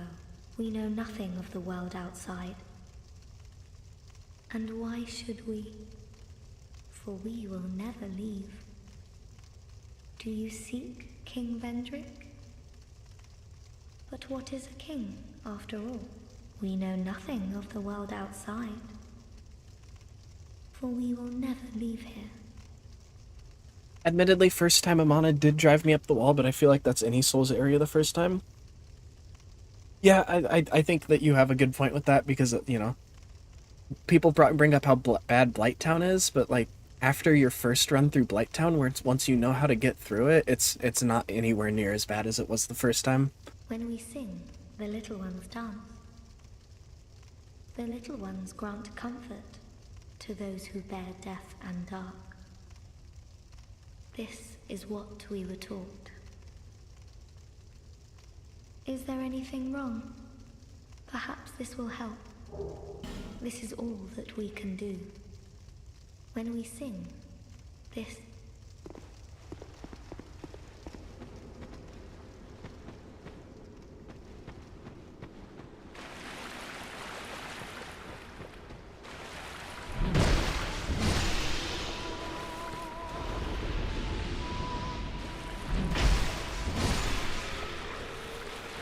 Oh yeah, we get busted pretty soon because we can get Sunlight Blade really soon.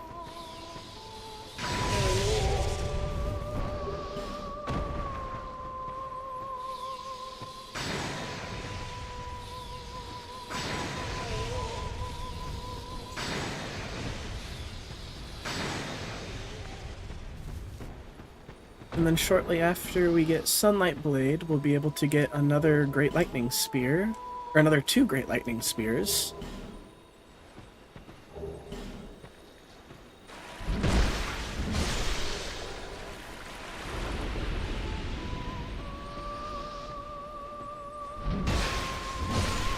I don't know, I started off being a little iffy as to how Faith was in this game, as you can see from my descriptions. But I think it's because I was too focused on getting my base stats up to where I like them and not focused enough on... You know, who would have thought? It's kind of thematic. You have to be dedicated in order to succeed with Faith.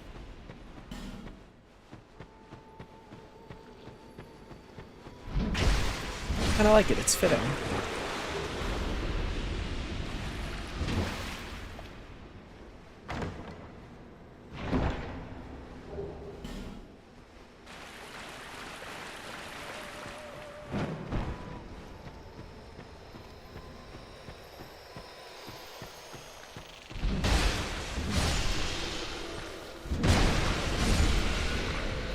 To be fair, my first run of this game was with strength weapons, never again. Not a fan of strength builds, huh? Or is there something that's bad about strength builds that I'm forgetting in this game?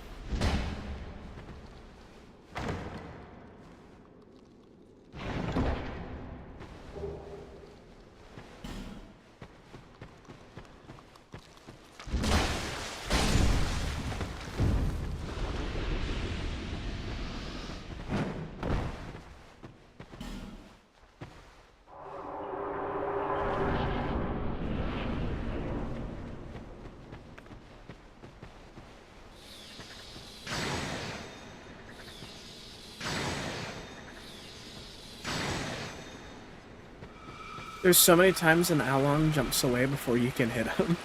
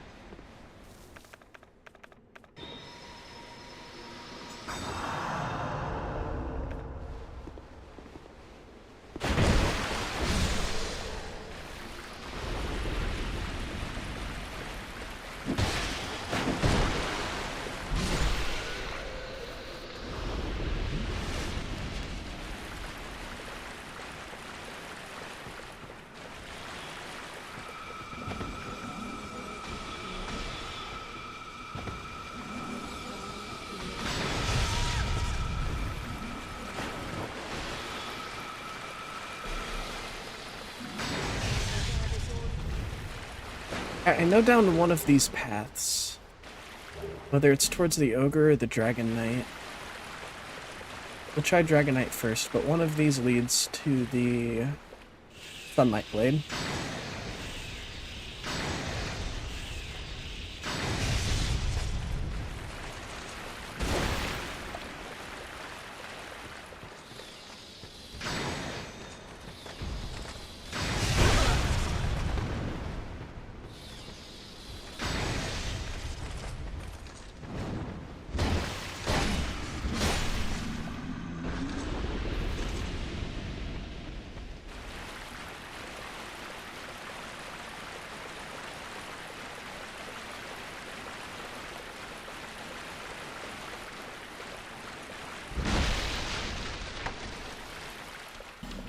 Locked.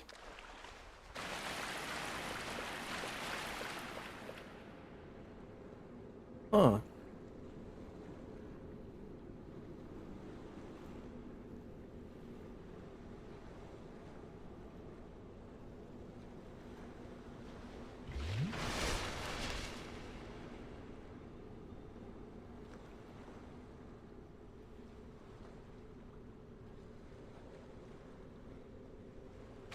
Oh wait, no, that opens, I think that opens up after you defeat Vendrick. And that's where you get Vendrick's soul?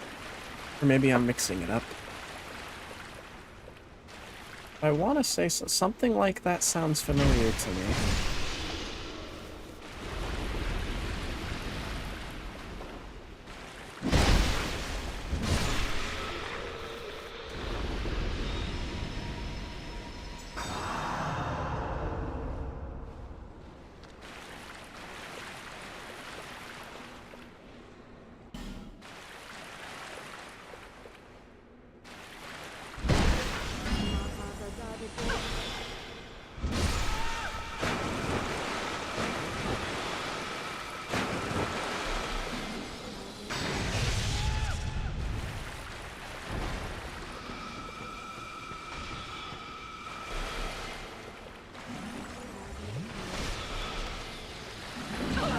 Oh my god!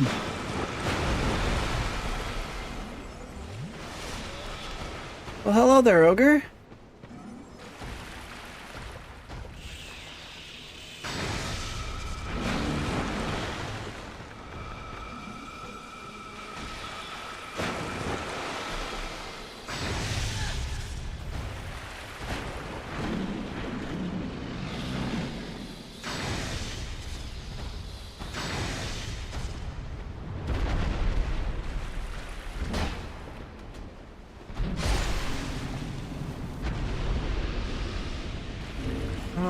I'll pull out a torch because that tends to help me see where the ground is.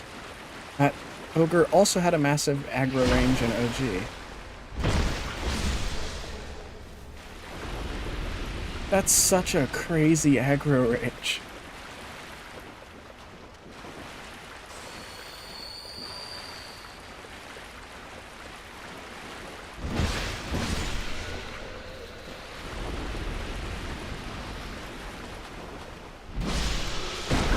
I thought that I'd actually have to be on the path that he guards, instead of just, like...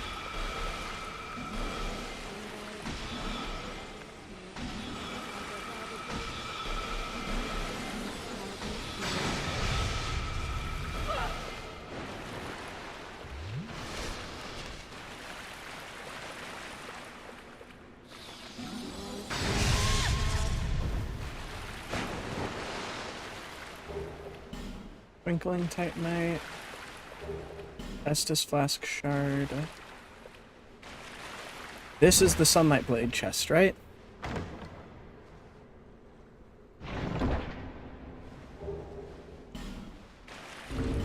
It's still crazy to me that you get Dark Blade essentially at the beginning of the game if you know what you're doing, but the lightning equivalent is locked so far.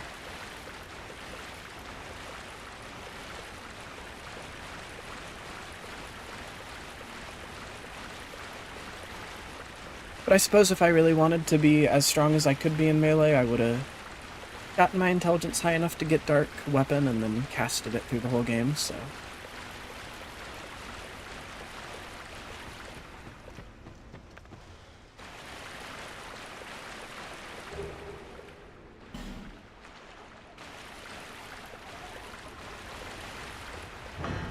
Thought that was a shard. There also is a shard back there.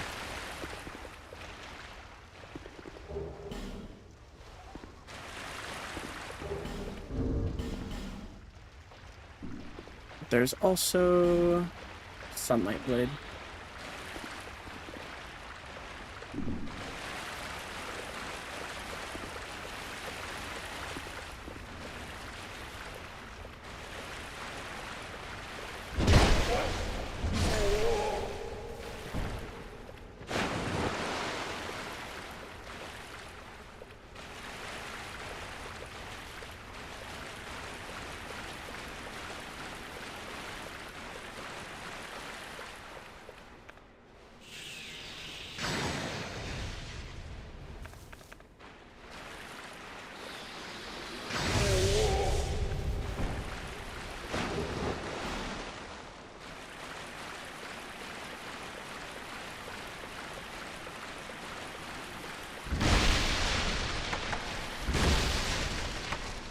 What's back here?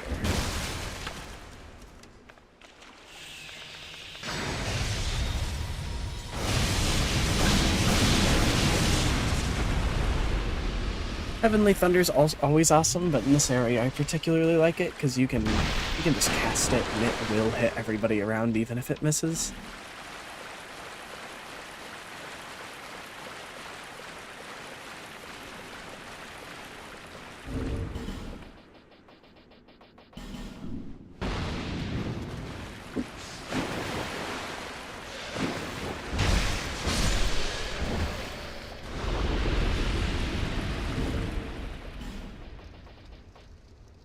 Let's just do... Oh.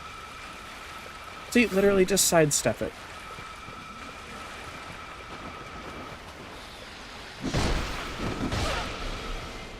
Nope.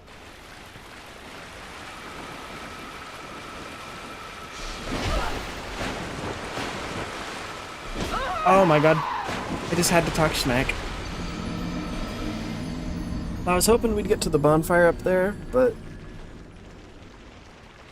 I am gonna have to cut it here.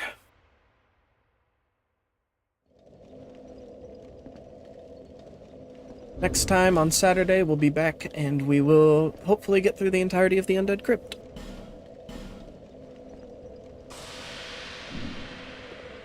In the meantime, if I find some time on Friday, I might do some light metal grinding so that we can get closer to getting Sunlight Spear.